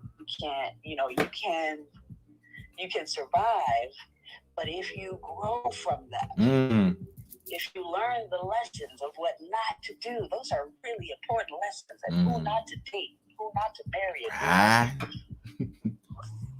Like, okay. I get it. So it's growth, post-traumatic growth is what thriving actually is. Yeah. And that is a beautiful thing. You just hit me with something. I always say, like, instead of growing pains, I say growing gains. Goodness, because that's what it always is. It's those growing gains. You gotta come through the pain for that gain sometimes. Yeah, that is a good one. Growing gains. But it hurts. That's all I got to say. Right. I'm growing right now. Right. Shit sucks. Right. Shit is, yeah. No, I definitely feel you on that. You know, I think to, you know, you think about, so we were talking about emotional. In fact, I never do this before. Coco meet Lamisha. Lamisha meet Coco. Lamisha is our new friend. Lamisha, if you're there. Lamisha was our BPS spotlight this morning, our business product service spotlight. Yeah. So we chopped it up about emotional intelligence and as well as creative brand strategy and these kind of things. But as we were digging into emotional intelligence, yeah, it's just, this is the thing I like about it so much, right? So in psychotherapy, one of the biggest things that I'm learning is that the way to help people, and I've loved learning this over the past couple of years, the way to help people or the way to help ourselves is not always by trying to solve the problem. It's actually about just being right there in the awareness of what the fuck is in the moment and not trying to change it, just being like, this is what it is, you know, and this is how I feel. Yep. You gotta surrender. Gotta. Surrender and let it go and just be in the moment. Okay, this is what it is. Good. Bet. I can do this. I can see what it is, know that I don't necessarily have control over the situation, but I can work on how I react to it. Yes. And how I still function through it and how I heal, use it as a catalyst. Yes. To, you know, to further strengthen. Yes. You know, yeah, and if we take it like that's where we're on the planet to learn some shit. Yes. You know, to grow and have that human experience. Yes. And try to find some euphoric ones just to make up for all the hard ones. Yes. Right? So, yes. You know, like I was in a group the other day, and they're like, "Oh, Coco, so what do you think about dating? What do you think about?" I said, "Oh, I just want a honeymoon. I just want to go on honeymoons.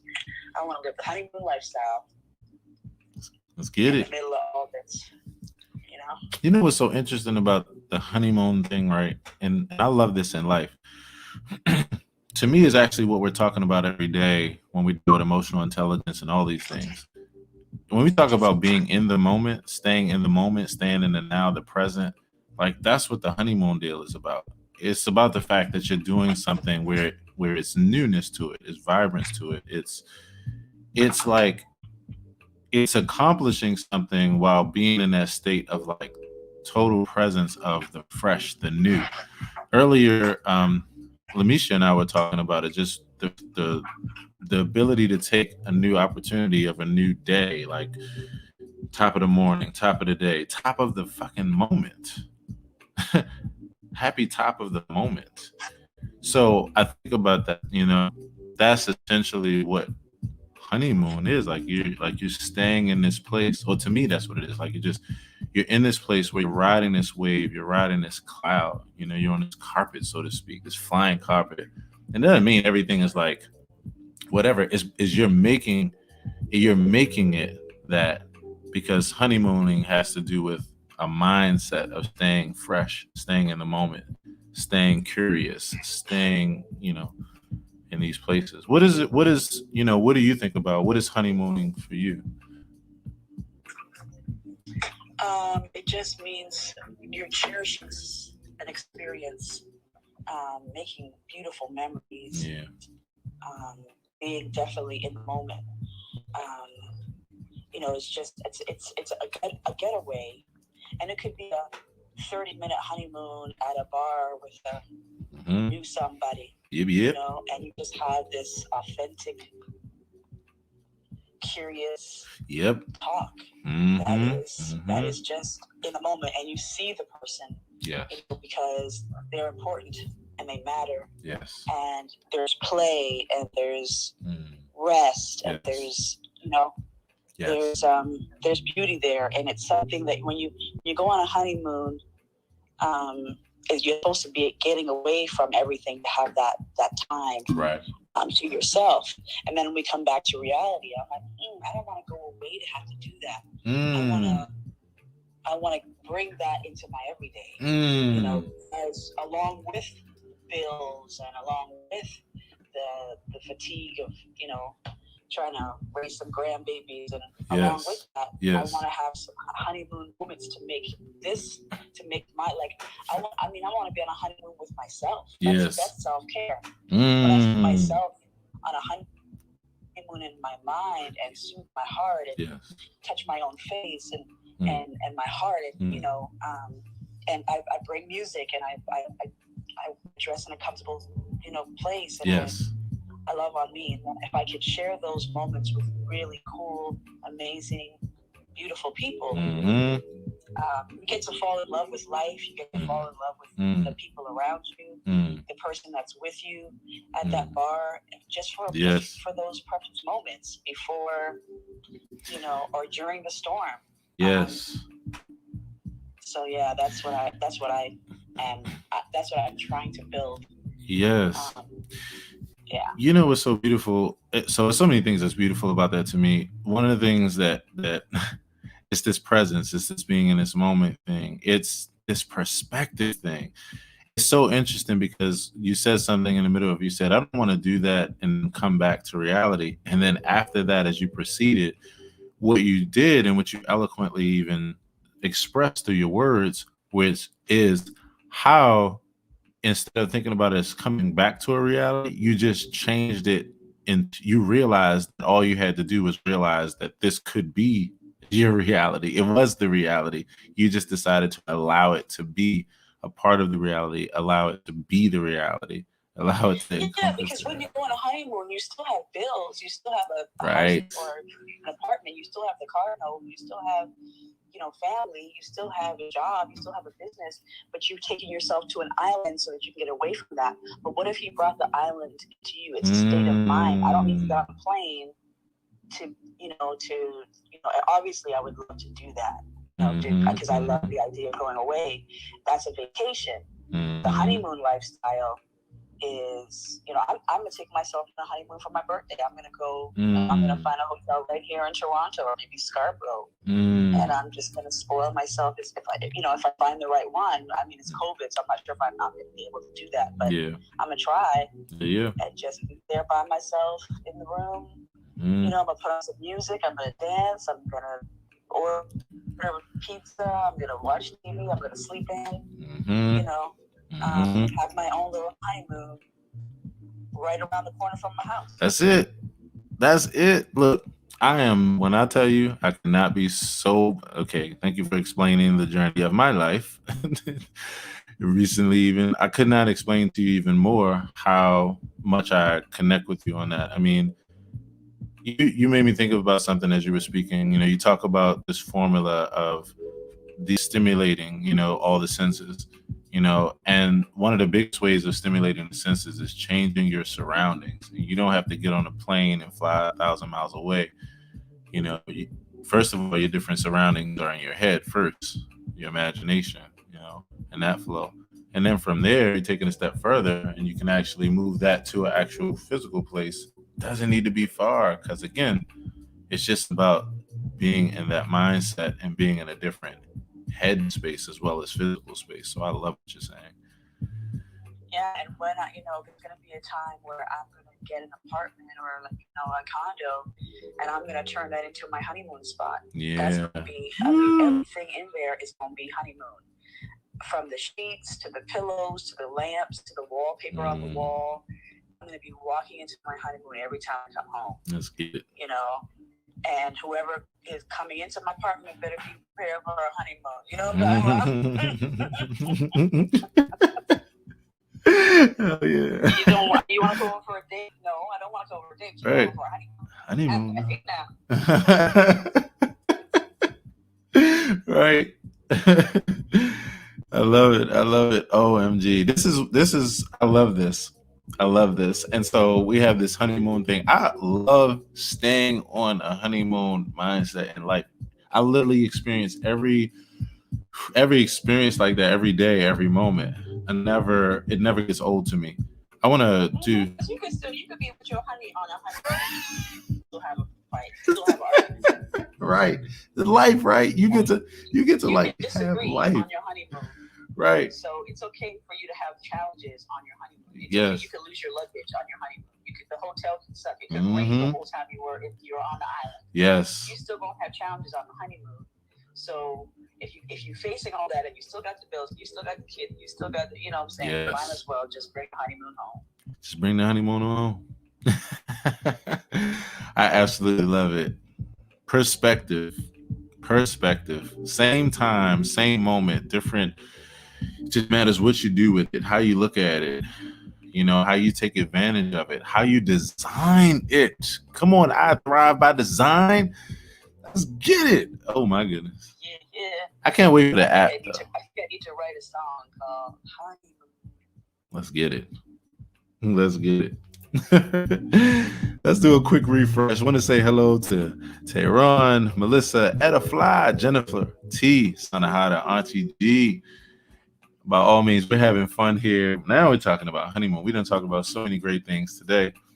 And it's wild because I never have a question about things. That's why I allow conversation to go everywhere, because everything is tied to the same thing. It's all tied into one thing. It's only one thing. And so we express it in many different forms. If you'd like to come up to the stage, by all means, we're hanging out to the 10:30 time. We got about an hour to continue to hang out, chop it up with good people. My most important goal. In fact, we're getting ready to do this now. If you'd like to come to the stage to take a pic, we always do our group pic around this 9:30 time. Huddle in close. Since we can't do it in physical, we can do it here in the digital space. So if you'd like to come to the stage so you can do our group pic, by all means, and even if you're hanging in the audience, you'll still be in it. We just huddling close. And I appreciate, we all go in different directions because all these are expressions of one thing, right? We continue to allow that to unfold and find that in places. And the thing that's most important to me is to be able to say, hey, to everyone, to say good morning, to touch each person, to meet a new person, to say hi, to have the ability to put a smile on a face, or to give a compliment, or to make someone feel safe and like they're in a safe space. So by all means, you can come to the stage if you like, throw up a wave. And if not, you just want to continue to listen in because this is your favorite morning radio show. Shit, I ain't mad at you for that. I'm happy about that shit. And so as we keep going in conversation, and also I want to say hello to my FB peeps. See, I have to remember because y'all got to get an iPhone until they unveil it for Android very soon. If y'all weren't here on Monday when we do the Clubhouse town hall recaps and bring you all the updates and the things that is in this app for you to use and to look out for. One of those things is that they have finally hired their first Android developer. They're excited. So soon, some of our friends that have Android phones will be right here with us. I also want to tell you one other thing, too. You aren't aware of it, and I'm doing it right now as we speak. If you hit the ping button, and if you look up in the right-hand corner, there's a button that says share. And now you can share the link to a room outside the room. So I just shared it on Facebook and some other places. And also, if you'd like to ping anyone in who you think would appreciate this experience, by all means, do that too. All right, everybody, let's open up our microphones. Let's say a huge good morning to JD. Good morning, JD. Morning, JD. Morning. Good morning, guys. JD. How's it? Her walk on Instagram was a honeymoon walk. What? Like they say, who you telling? Who? She had on a honeymoon dress. Mm-hmm. She had honeymoon hair. Mm-hmm. She had a honeymoon box. Mm-hmm. She was in this honeymoon smile. Mm-hmm. You gonna owe me a damn iPhone for how many times I'm hitting my mute button right now because I'm gonna break that shit. Coco. Yeah, JD. OMG.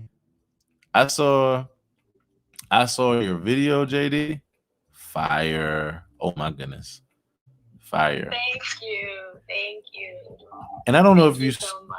Yeah, and I don't know if you saw my my comment, right? But I was like, I said you were like something about the dress, or like, okay, in fact, for everybody here, go hang out with JD. Look at her Instagram. You'll see what we're talking about. Beautiful, beautiful walk. Walking with so much confidence, and that's what I complimented on. I was like, you mentioned about the dress. I'm like, damn, the dress is slamming. Fire. You look great in it. I was like, yo, the dress, but I'm like, wow, your confidence, your walk was crazy. Thank you. Oh my goodness. That's so funny. Everyone saying the walk was so confident, but at rehearsal that morning, I was having issues with my dress. Like I wasn't getting the timing right. So we come out, walk, pose, come out, and then walk, pose, all the stuff. So I just was not getting it. I was tripping over my dress. And I'm just like, oh my god, what the heck is gonna happen tonight? I cannot trip over my dress in front of all of these people. So I got back to my room. I was talking to my best friend. I was like, bro, like, what am I going to do? And keep tripping over the dress. She's like, do you think it's too long? I'm like, it might be. So how the dress is made, it's like a little mesh kind of thing. I don't know what it's called, but it's like a little mesh kind of thing at the bottom that makes those little ruffles. Right. So what I did, she was like, you could fold it up. Because she's my best friend. She knew how the dress was, whatever. So she was like, you could try to fold it up and staple it. I'm like, staple it? So I went down to the hotel lobby, got some staples, started stapling just the front where my feet were. And I was like, okay, great. I need a couple more staples, did a couple more, and then the stapler got jammed. I'm like, oh, God. Right. One thing after the other. I remember I had needless thread because I brought needless thread for my hair if I needed to, like, sew it back down or whatever. Right. So I did that, put a couple of stitches. Thank God I learned how to stitch. I know how to sew. Right. Put a couple of stitches in there, and I put the dress back on and practiced in the room. And I was like, oh my God, it works. It works. It works. So I told her that I'm going to tell my kids that she is the smartest person in the world because, like, who would have thought just to get some staples and staple it. And it really blends in with the dress. Like, no one would notice because they're silver staples, and the dress is already so like glittery and so much sequin. So even if somebody did notice, they would just think, "Oh, it's just like a sequence at the bottom there." So, Right. Like, thank you, girl. So, but thank you. Wow. Thank you. The walk came from me having to fix the dress. Yo. I was not gonna look like that if I didn't fix that dress. Yeah, and let me tell you something. It's so wild. And this is what I love about it. And this is why I'm glad we've been having this conversation. I'm glad I could be with you, like literally right here with you, literally and figuratively, up like on this journey, on this road to this moment, right? Because I've been talking about it the whole time. Every time JD and I hang out and we're talking about this, I'm always like, JD, the thing that fascinates me so much is not even the moment of truth, so to speak, the moment of like, okay, boom. It's literally the road leading to that. But that's my thing in life, period. I'm always, me, I'm a, your process is more potent than your final product guy. You know what I'm saying? So like, I'm just fascinated, period, by the process. That what you just told me, OMG.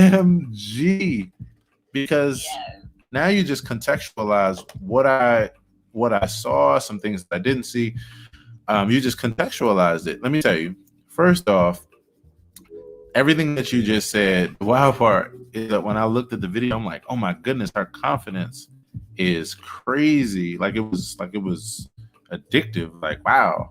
Or not addictive, what's the word? Contagious. It was like, wow, right? And then now I'm listening to what you did to pull together the dress. So you walked in that dress like, I did this shit, bitches. I did this shit.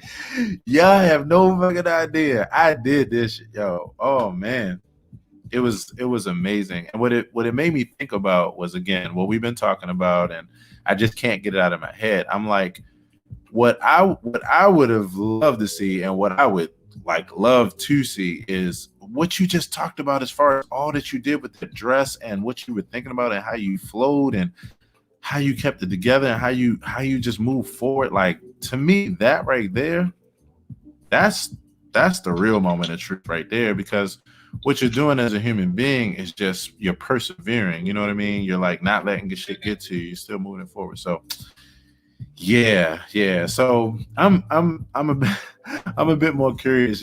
Was this your? I forgot which number pageant you said this was for you. Like this was 3. number 3, right? And I guess it could also be 2 because number 2 I never got to go and compete, like physically be there, and because of COVID. So I like to call it.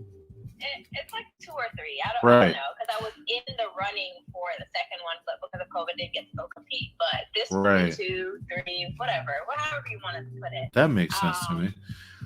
That makes sense. And I think I will put it at 3 because 2, there was a lot of work behind the scenes leading up to 2, so I don't think I competed. I was still a semifinalist, like still on my resume as a semifinalist. So right. But yeah, so this is number 3. So I had a lot of fun, and you guys talk about the honeymoon.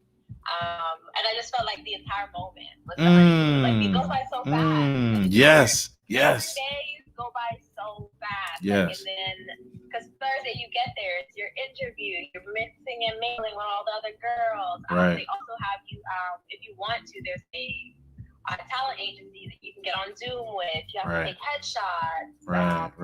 It's just so much going on that first day. And then the second day you wake up and you have to be at rehearsals by 8 o'clock. So we're at rehearsals for almost half of the day, and then we leave, get a break, and then have to come back to get ready for prelims that same night. So it's just a lot going on, and you're mixing and mingling and meeting all these girls, like, trying to get to know everybody. Right. So it truly is. It's a honeymoon. Like, it's the honeymoon. That's so interesting. It also sounds to me kind of like what it's like to get married, where like you work, you do all of the blood, sweat, and tears behind the scenes, but just that one short moment.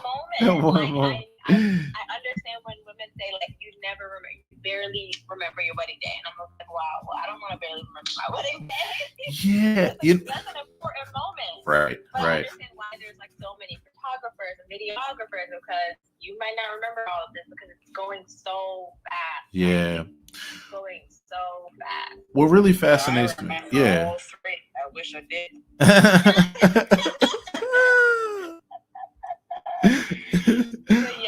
So it was great. It was a phenomenal experience. And I guess I'll do it again. Right. Hopefully. We'll see where life takes me. I love it. What fascinates me most is the moments leading up to the quote unquote moment. Like I said, I could not wait to talk to you, because the thing that I was, I'm Curious George. That's my other new nickname over here, Curious George, right? I grew up reading all the Curious George books, and I thank my mother for that, because it allowed me to be this questioning person, and I learned so much from it. I couldn't wait to talk to you specifically to just understand what your experience was like leading up to it. Because again, to me, that's where all the nutrients are. To me, that's where the life lessons are. That's where the real walk is to me. If you ask me, this is the walk before the damn walk, really. But it's the walk leading up to the walk.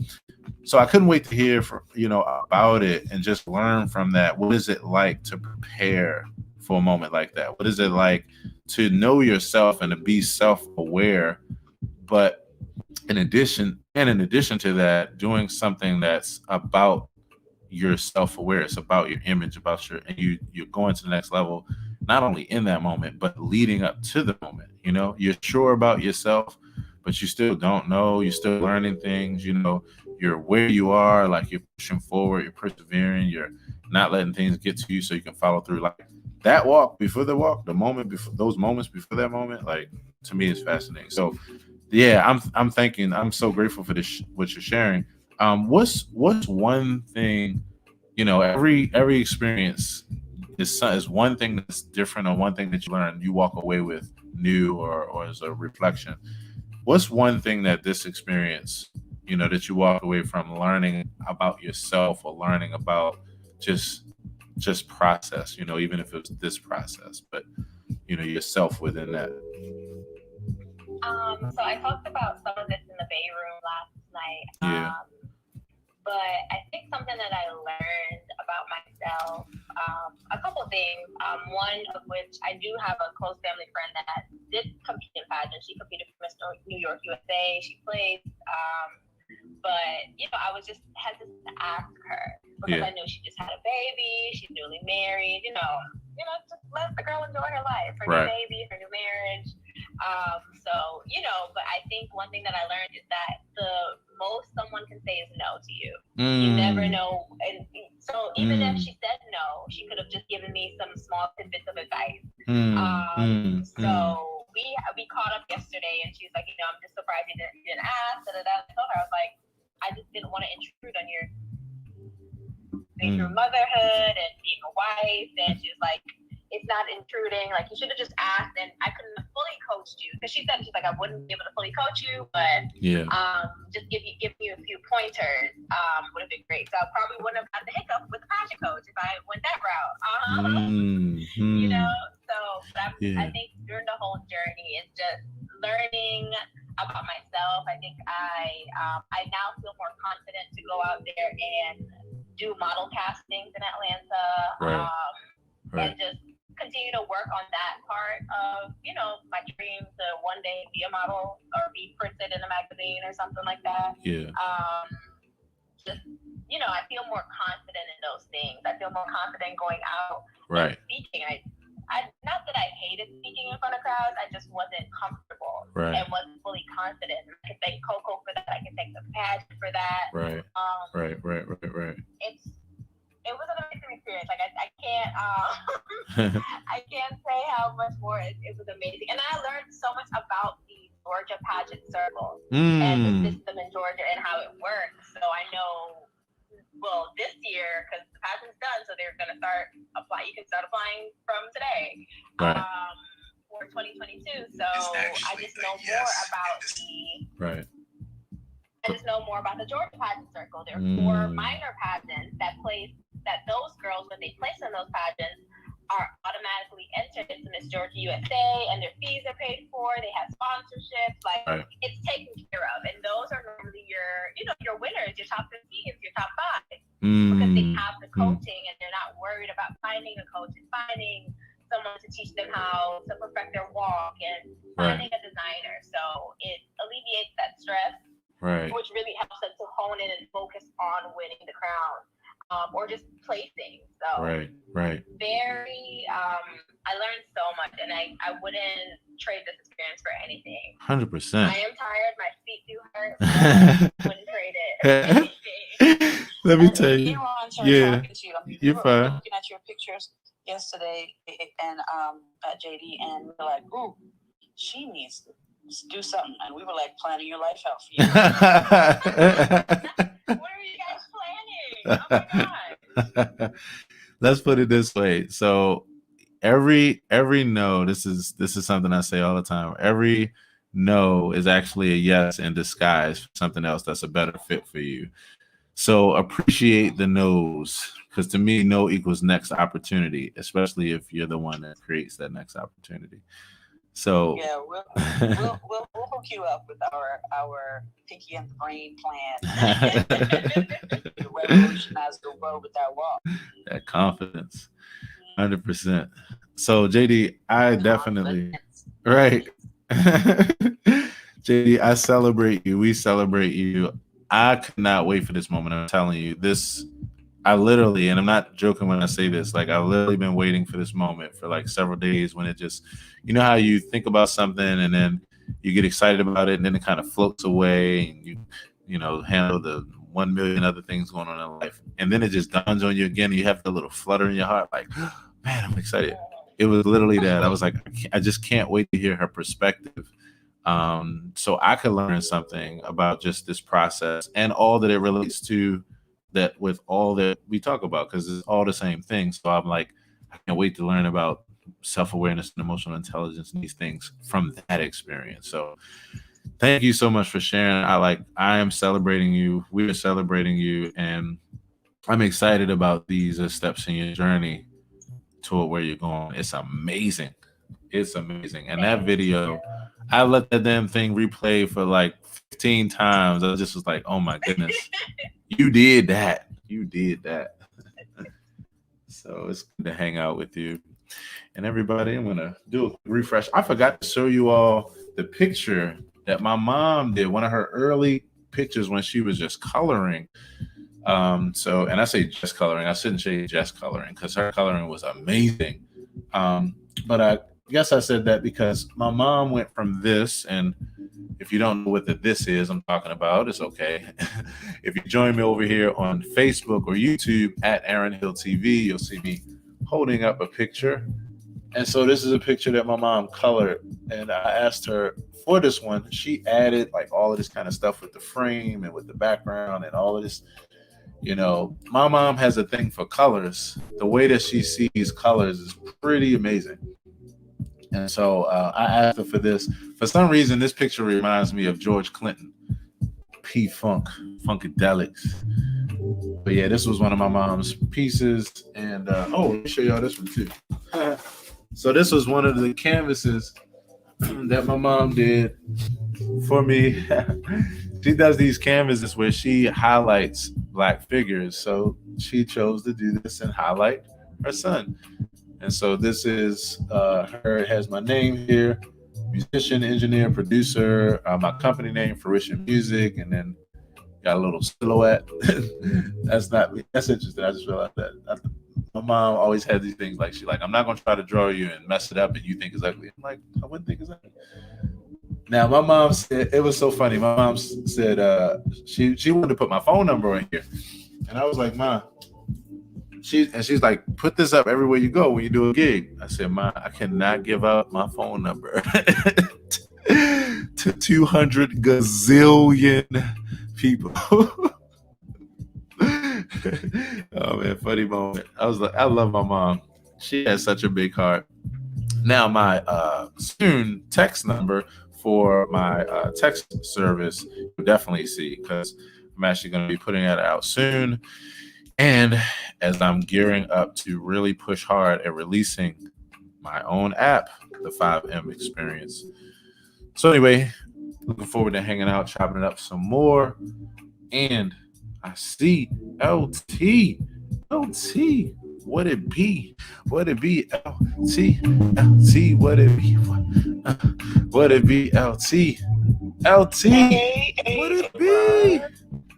What would it be? How you doing? Hey, Coco. Hey, yeah. Yeah. Yeah, I'm still in the bed. Right. It would not be right, LT, if you weren't still hanging in the bed at least a couple times a week. Like, yeah. Yesterday I had a wasted candy hangover from going to my little cousin's birthday party, and I ate too much cotton candy and face painting and ice pops and chocolate covered strawberries, and I just had a good time. And keep going, because you still didn't get to the hangover ingredient. Which one? What did you drink, LT? Or it's not. It was, you talk about it's just a I'm exhausted hangover. Yeah, so you know what? I didn't drink because I'm not really a drinker. Got I you. had more fun than the kids. Oh, so this was the emotional. This is the emotional intelligent hangover. The from exuding so much light and so much fun with the peeps. Wow. Yeah, you're with the kids, but you're always focused on doing all the kids stuff and making sure the kids are okay. Yes. But there was so many adults there that I just participated with the kids. Yes. So I just had a grand time. I don't think I've ever had my face painted, so that's me showing my face painting. Yes.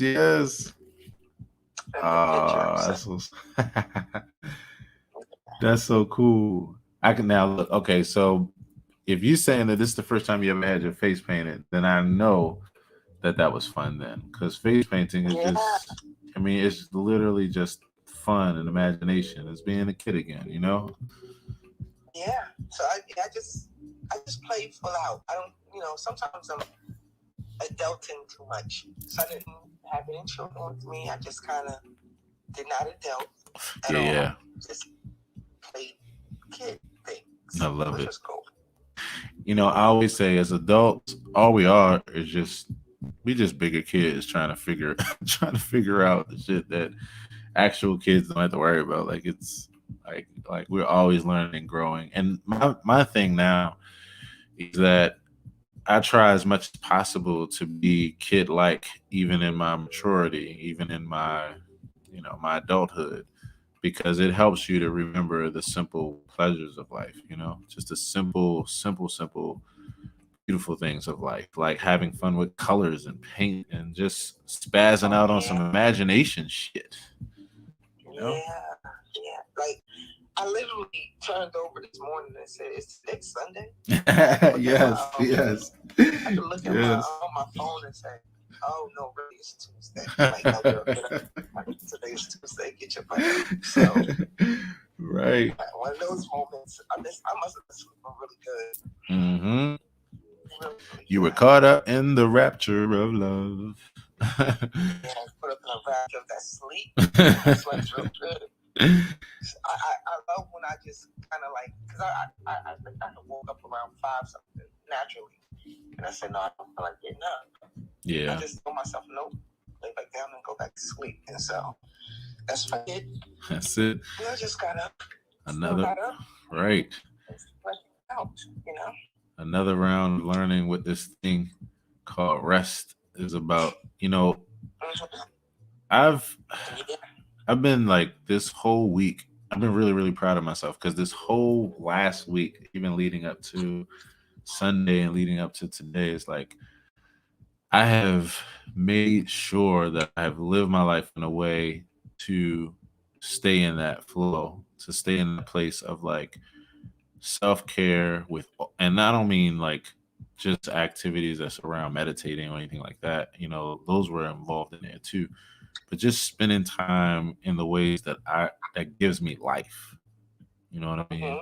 Just really, really spending time in the ways that give me life, and in the ways that allow me to keep pouring life, you know, getting my fill up, and just going deep with it, like being in those moments and going down another level. Is one of the things I love about practicing meditation every morning. You know, that practice is because of the fact that, you know, our minds are always going, especially those of us that have creative minds. It's always going, and you know, it's always just the worries of life and all the responsibilities. But like having that time to just stop and just be in the moment just for a few seconds and go deeper with being in that moment, to me, it's the greatest practice ever, because it really allows you to learn how to do something like have, you know, get your face painted and be there, like so there that when you finish, you're just like, damn, now I'm ready to rest. I'm good now. Like, this is great. So I appreciate connecting those moments like that, you know, and that's who we are, you know, as we continue to connect these moments. I love it. I absolutely love it. So, LT, were you here the other day when we were talking about stress resilience or making it rain? LT, you there? So, if I take my mic off, then maybe you can hear me. I'm having the whole conversation here. I love it. Okay, I need to get my butt up and stretch or something. Well, let me give you something that I think might start to perk you up. Here you go. Rain, right? This is a handy way to explore any sensation, thought, or emotion. Rain, the RAIN formula, RAIN. Recognize, accept, investigate, and non-identification. Recognize, accept, investigate, and non-identification. I've heard of this. This was in somebody's book, but I can't remember who book it was. No doubt. Similar. Yeah. Similar. But I heard of a RAIN approach, though. Yes. In a coaching practice. But go ahead, tell me the rest. Go ahead, I'm listening. No doubt. So you and actually, so where I first learned about this was the 10% Happier course, the app that I've been telling you all about. And so I wrote a lesson on it. But in a nutshell, recognize, accept, investigate, non-identification It's a practice that boosts your emotional literacy because of being curious of an emotional reaction as opposed to being just lost inside of it. You know, so you'll notice fewer negative emotions because of this kind of like scanning thing. So recognize, so check this out. I'll read this from what I wrote here. Recognize without judgment the emotions you are currently experiencing in the moment. Accept whatever the emotional sensation is. Allow it to be, open up to it, and even care for it. Instead of suppressing it, simply allow yourself to feel and be with it. In this, you're integrating your emotions with your cognition, marrying what we feel with what we know. Acceptance is the most important practice for humanity, and this is in my opinion, of course. It's also known by synonyms such as equanimity, forgiveness, maturity, love, being present, etc. And then here's the last one. Investigating is expanding and deepening the volume of what we're accepting by getting interested in what we're feeling. It's that curiosity thing. And working at a pace that is acceptable to us, which is why I can appreciate the flow that we're talking about today, that pacing. Yeah, does this, and I'll open this up even for everybody that's here on stage and anybody that wants to jump up on the stage. This RAIN thing, recognize, accept, investigate, and non-identification. If it sparks any thoughts for you, by all means, I'm curious as to what it brings up for you or anything else, even if it's unrelated. Oh, let me give you this. I forgot to give you the non-identification part, right? So non-identification is the attitude of not taking your emotions personally. So you say blank is happening, similar to saying a thunderstorm is happening. Making what they call wedge allows for you to observe your emotions, your sensations, or thoughts without becoming the emotion, sensation, or thought. So that's what non-identification. That's the N in this RAIN formula. So yeah. That's really good. I was waiting for that part. I'm gonna go back to that. Yeah, what I'll do is while we're here, I'll go ahead and throw it up on my IG. And speaking of IG, I just put up 2 quotes there as well that has been thoughts of this day. So if you want to look at that, and if anybody has any thoughts around that, by all means, would love to hear your perspective on that. Yes. So yeah, LT, what's this day? What you got in store for this day? What's ahead of you, LT, as you are planning for the day today? LT, I think you got the mute. Let's see. You are asleep as fuck. That's it. Yeah. So yeah. I don't really have a planned out day. I feel a little. I don't want to see. I'm not disconnected. I'm just not. It's coming to the end of these.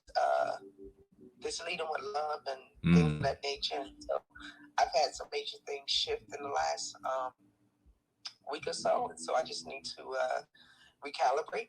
Yes. So that I can get back into. Whenever you have a reset, you're going to have to recalibrate. Yes. You got to do the fine-tuning part, to get back adjusted. And so there was just some things that shifted, and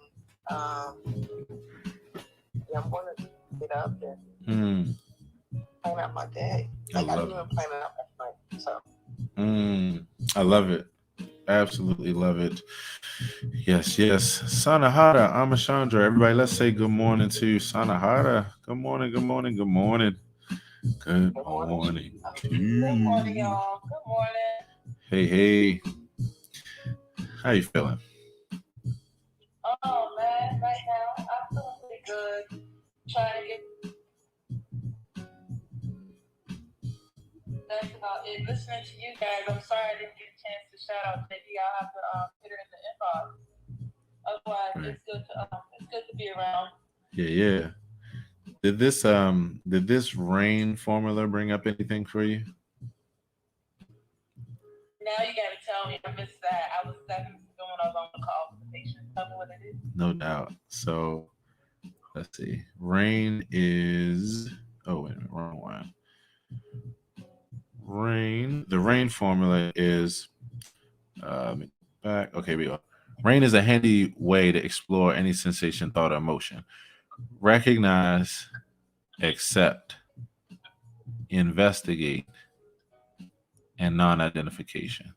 So as you can imagine, right, as you can imagine, with recognize, exploring a sensation. So recognizing, accepting, investigating, and non-identification. I'll give you non-identification since that to me seems to be the only one that isn't as apparent. Non-identification is the attitude of not taking your emotions personally, saying blank is happening, similar to saying a thunderstorm is happening, making this room or wedge, which allows for you to observe the emotions, the sensation, or thoughts without becoming the emotion, sensation, or thought. It's another way of saying I such and such is happening, or I feel such and such. Yeah, so that's non-identification, and yeah, recognize, accept, investigate, non-identify. That's pretty awesome. Like it really approaches for me the basic tenet, or how do you live out being curious? Yeah. Staying curious, and that non-identification, like everything about it brings me very close to the feeling around the four agreements. Yeah. Not taking it personal. Right. Being impeccable with your word. Showing up. Right. Non-attachment. There's so much. So when I think about this idea of recognizing, you gotta first, that non-attachment, I think, because oftentimes, if we can get that in the front, before we even tell the story of what we're recognizing, let's just look at it as a thing. I see a change. Right. And that, that gets a little bit more, if you can jump out to that point of it, like, hold on a minute, and stop telling stories. Right. But I love the idea of recognize, accept, investigate, non-attachment. Like, that's like getting all the way in the mess and then washing it off. Right. Getting all the way in there. It really is, and it's one of the things why I love about acronyms, because it gives you an anchor, it gives you a way to like take a concept and you're like, I can walk through these steps.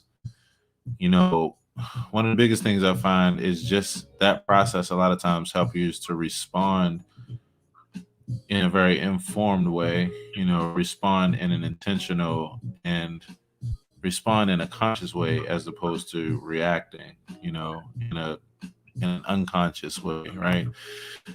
It's one of the things I always think about this. In fact, I remember one of the biggest places where it highlighted for me was in a convo that you and I had, where I was like, I really realized how one of the biggest ways for a human being to have a different experience, or for the way they flow to change, or for their behavior to change, or for their inclinations to change, is to change the circumstances and to change their experience to where they're experiencing the contrast of the environment that they were in, or the circumstances that they were in.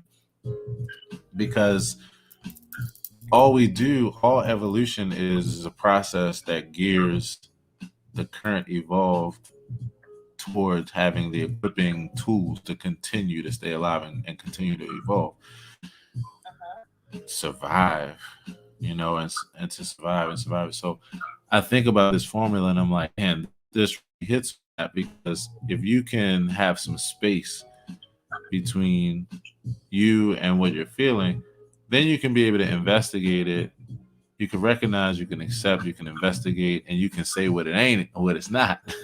How sometimes you can be like, when it's trying to explain something, it's like, well, I might not be able to clearly tell you what it is, but I can definitely tell you what it's not.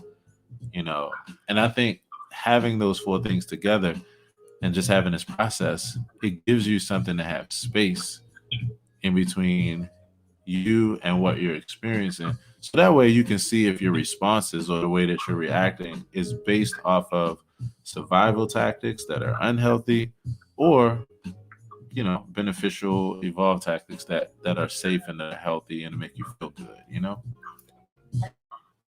like that. It sounds real. I love the way your Taurus brain works. That strategy, and I'm not saying it's just because of you being a Taurus. Oh no, I receive it. I added as one more. Happy to be a Taurus in that bin. The happy to be a Taurus bin. That's like the easiest way to make this thing work. Like, right. It's simple. Right. Keep it simple. Keep it simple. Or like they say, that KISS formula, that keep it simple, yes. Stupid, right? Yes. Stupid or sweet. Right. I love that. Keep it simple and sweet. Oh my gosh. I like that. So yeah, that's my thoughts on that. I'm glad to jump in on the conversation. My goodness. Sure. Definitely the idea though of non-attachment. Yeah. That requires you to really bring up your self-love quotient real high on high. Yeah. Right? When self-love is on high. Yeah. Man, acceptance, like what? Everything is good. Good. All right, man. Stay well. Stay well. This very good. All right, stay well. I holla. You know what I'm saying? I holla, stay well.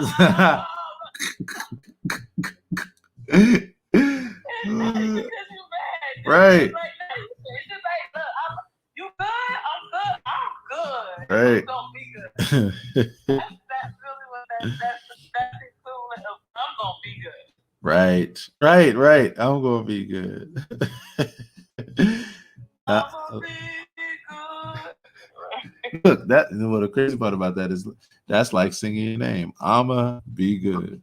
I'ma be good. You know what I just listened to recently? But Be Good from Gregory Porter.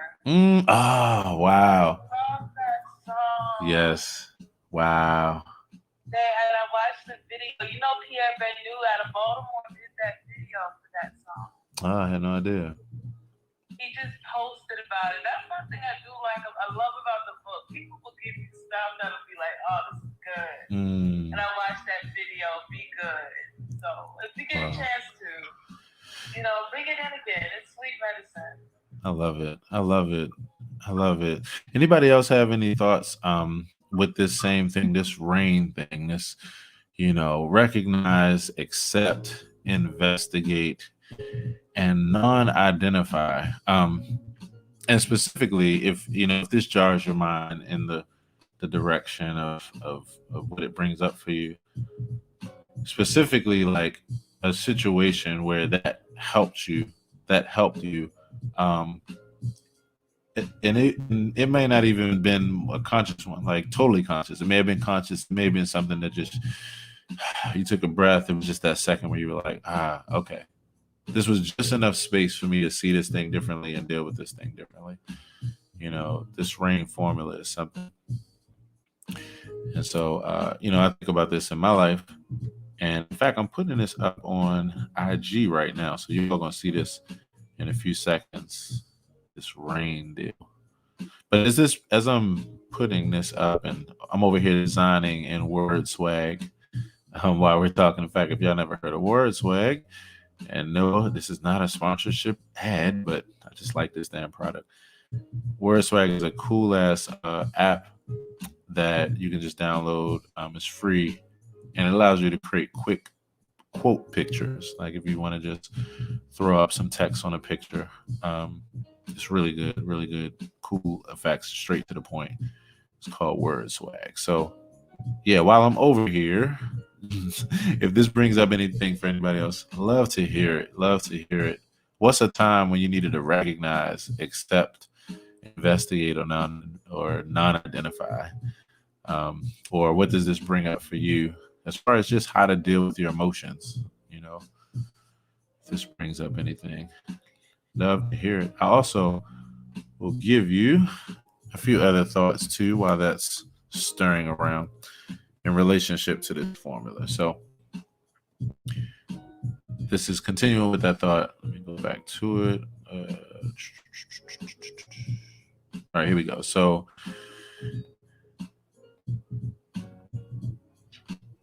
the way to change a habit is by working to create a new habit, not by abruptly stopping the habit or not by trying to abruptly stop it. Now, I love this because there's no one way to do things. On a personal note, LT, your story of your mom really stays and resonates with me as far as how you shared how your mom kicked the habit, went cold turkey, hardcore, and just how she did it. So she abruptly stopped the habit, and that's like, whoa, you know, it's so many ways. Yeah, go ahead. Yeah. So when I think of habits, because that's a major component for reset. Yeah. Being able to really interrupt anything that's no longer serving you, right? And so oftentimes I tell people that it doesn't take 21 days, it takes 52, because 52 is a complete cycle. So it takes you 21 days just to recognize and look at it, do something like, you know, just play with the habit first. You know, you've been doing this for years. Right. But then it takes another 21 days to put in another, you know, a new one. Yes. Being reinforced. So yeah. It's like, I'm sorry, you just made me think of something. It's like, I agree with you on that too, because I read, you know, this article that was talking about, like, you know, it's around that 60-day mark. And you just brought up something. You have the habit, then you have to get in the habit of like doing like the habit, you know? Yeah. Yeah. Send me that article. I love to read it. I definitely will.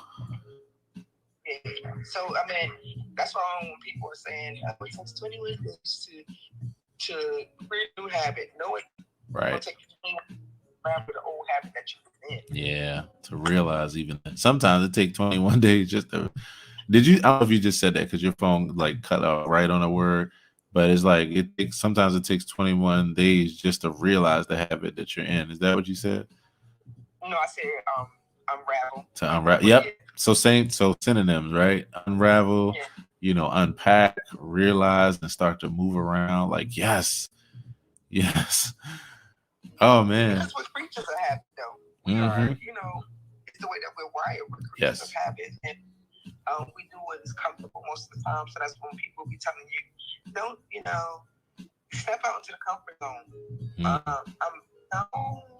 Step out your comfort zone. Now you're asking me to go into fight, flight, and freeze mode. You know, one of those modes, because I'm used to doing it this way, and it's comfortable. Yeah. Everybody loves comfortable. You know, so I don't, you know, you can trick your brain to become uncomfortable. There you go. You know, when we trick our brain every single day, when we put in physical exercise every day, if you look at the science of what it means to exercise and what happens to your muscles, your muscles immediately go into what the fuck mode. Like, what the fuck is going on right now? Let's hurry up. Let's run to the rescue. Let's stop this. Let's adjust, because this is an attack on the body. Every time you exercise. I don't know if y'all knew that. No. Yeah. You know what I noticed? You know, observer of myself this month, right? I observed that sometimes I give up on myself, or I will make the adjustments according to appease my comfort. Yeah. In certain areas, right? I'm not really a gym buff or anything like that, and I've done yoga the majority of the month, right? I think I skipped it like maybe 3 times. Like I didn't do yoga yesterday. Yeah. But when you make a commitment, you either on it or you're off it. And so if you're going to make a commitment, that's how you interrupt certain things. You got to commit to that thing. And so, you know, and the commitment says that if you don't do what you say you're going to do, then you got to start over from the beginning. Not start over from where you're at. It's interesting. It's like, I think there's levels to it, right? So, it's the push and pull, right? It's kind of what I talk about as far as the structure upholder and the innovator. It's the yin and the yang. You need both, right? You need the upholding structure, and then when that gets obsolete, you need someone to innovate and move that out the way. And then when the innovator gets to a place of an amazing thing, then you need a structure upholder again. It's just like the yin and the yang. And so I think about it with regard to what we're talking about here. It's like we're always working to be comfortable, even if that's pushing ourselves into uncomfort. Like, for instance, where I find my place of comfort now is being uncomfortable, like being in a space of vulnerability. Not in all places, right? But like, say, like this time right now, like I'm not a person who loves the camera because I'm so arrogant, but I do this in order to push myself to those next levels so that I can try to create a habit out of it, and then the comfort comes in on the other side. It's again, that what you're saying, and that the other side of that yin and that yang, where the comfort to stay where we are and to not change, but it's a really interesting topic. Does this bring up anything else for anybody else? What LT is saying and just how this is unfolding. So it definitely, and I'm still over here, I'm trying to find the right decisions. When you're trying to find the right font for your I think we'll just go with this one because it's real big. Yeah, so this just brings up a few things for me, and I think about the process of, you mentioned something about, you said a lot of times I give up on myself. I find myself doing that. It's interesting, though, how on the flip side, I also see you as someone who surrenders to that same awareness, which is actually like both things at the same time. It's like, yes, you know what I mean? That's the part, right? Yeah. Surrender to that thing can be something that you justify. Yeah. And it could, and here's the thing, sometimes it is justifiable, and then sometimes it's not. Yeah, so the shit I'm talking about is justifiable. Right, that's you're like, let's just get this one thing. Oh my gosh, I love you, LT. Oh my gosh. It's me recognizing when shit don't need to be justified. Right. When I said that this morning, right. opened up my eyes and said, "Yep, you do that. That's why you don't get the results that you want." Right. Because you sit here. This is where you don't get the results that you want. Right. Because we all are in a space of getting, or creating the experience that we want or the results that we want, right? Always. Uh-huh. But there's certain things that will not get you to Walmart. Right. If you go out to Walmart, because you're not going to go to Walmart. Right. So why do you want to wait? Okay, you know what? All right, this is a great topic. Oh my gosh, it's a great topic. So it's interesting because I agree with you. But okay, so let's see, 7 years ago. In fact, I'm gonna see if he's around. This would be a good time to. All right, I just decided on the damn font. Golly, don't you trip off that? How you post something and you're like, all right, let's go, and then you find yourself sitting there like, okay, but what shapes do I want? So talking with my good friend Brian Hill, see if I can ping him in, see if he's around. I haven't talked to him on this app yet. We had a conversation several years ago, and he called me on the phone, and he was like, it was me and him and two other brothers. So this was during the time when things started changing for me as far as my perspectives, especially around like religion and spirituality. So the way that Brian and I met was that it was through my my gospel music and that kind of thing. So he knew me that way. So he pulled me on this call, and the question was, what is one? He said, what's one thing that God has been telling you to do and you've been just running from it. You've been going in the wrong direction. You've been taking the wrong turn. You haven't been listening, right? And so everybody shared, again, it was 4 of us. Everybody shared. And so the other brothers shared from the perspective of like, here's one thing that I know that God is telling me to do that I haven't been doing. I've been taking the wrong turn. So when it got to me, I was like, wow, this is interesting because this is going to be completely different. I was like, well, I can definitely understand where you all are coming from, especially if you really feel like you're called to do something or what have you. But I was like, I don't actually believe in any wrong turns. I don't believe that there's a way, even though I do, of course, like if you're trying to do certain things, there are understandable facts of how you're going to get there. But when I think about the larger life journey, I'm like, I don't believe in wrong turns. I don't believe there's a way of not getting where you're trying to go necessarily.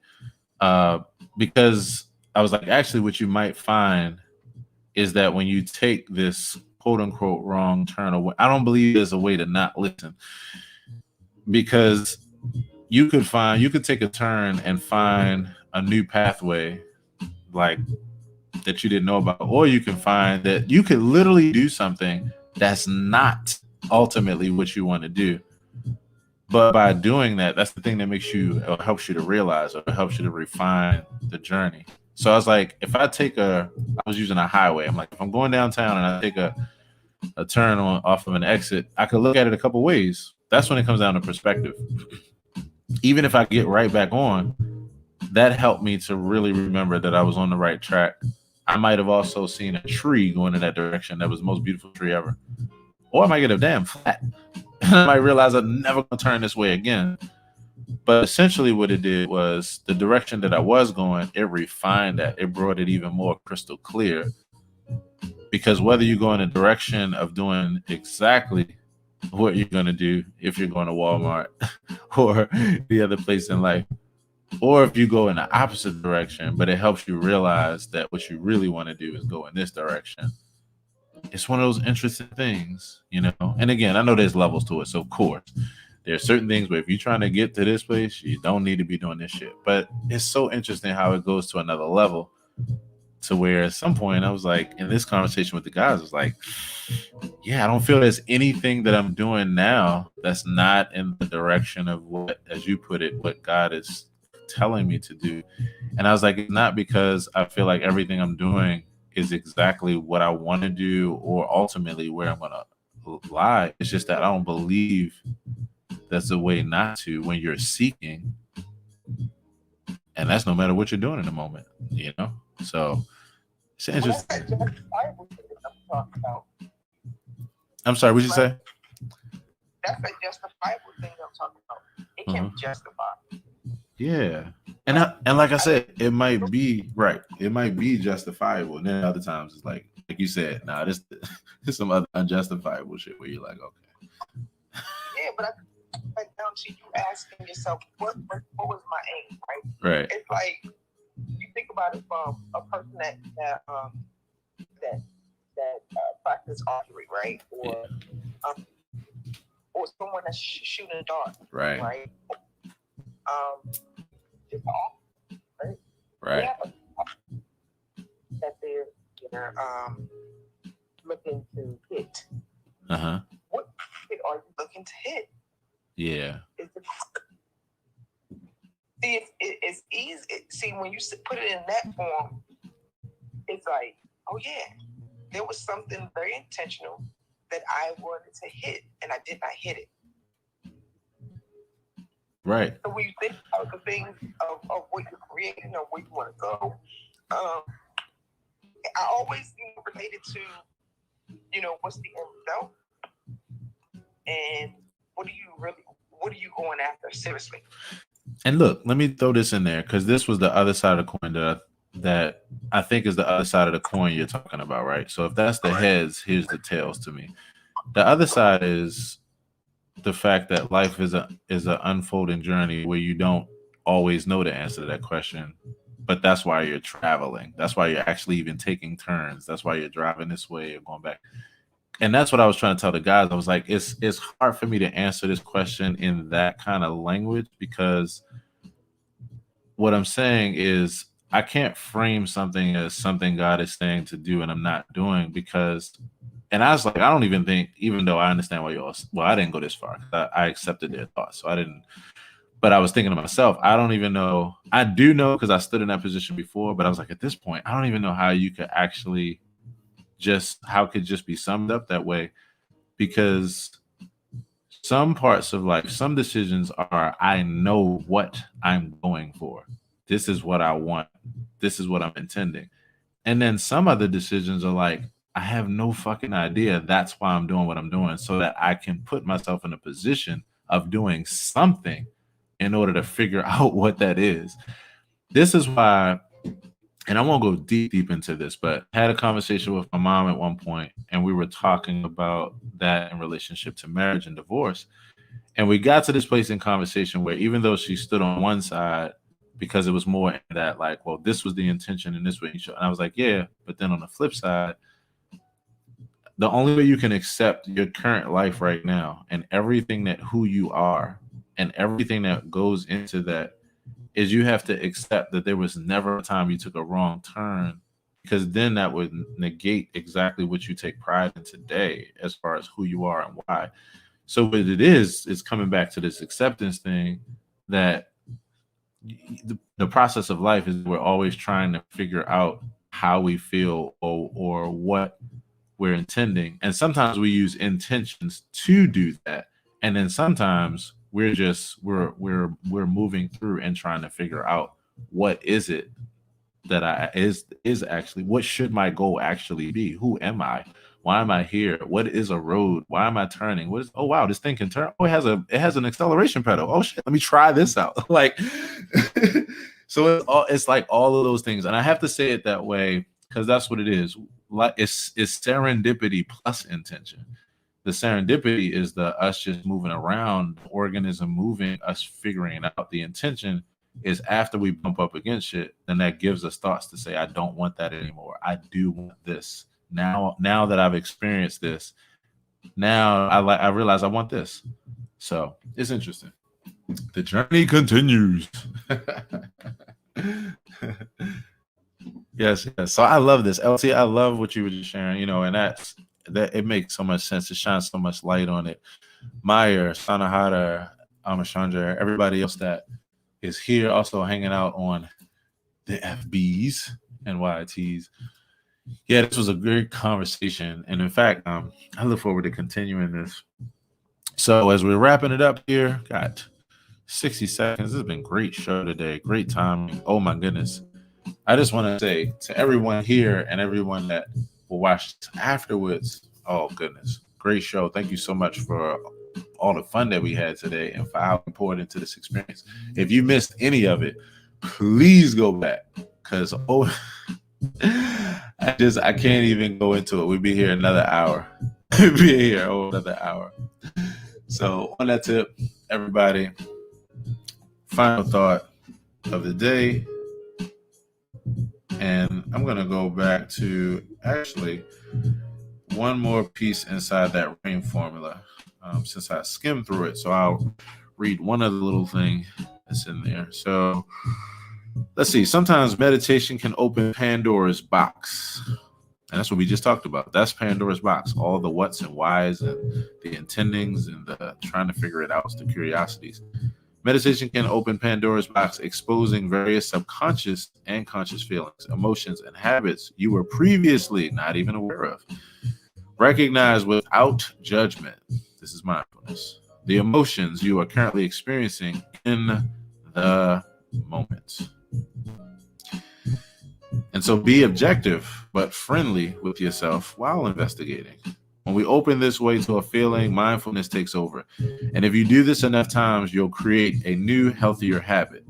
The way to change a habit is by working to create a new habit. Like we said, not by trying to abruptly stop one. Sometimes that is, but I say that and I say try and abruptly stop as well, because both work. It's beautiful because different scenarios for different situations. And so periodically come back to your home base, which is breath, breathing, and being with your body. etc. During this mindfulness process and practice settling in, detaching, and having self-compassion, and overall just plain relaxing.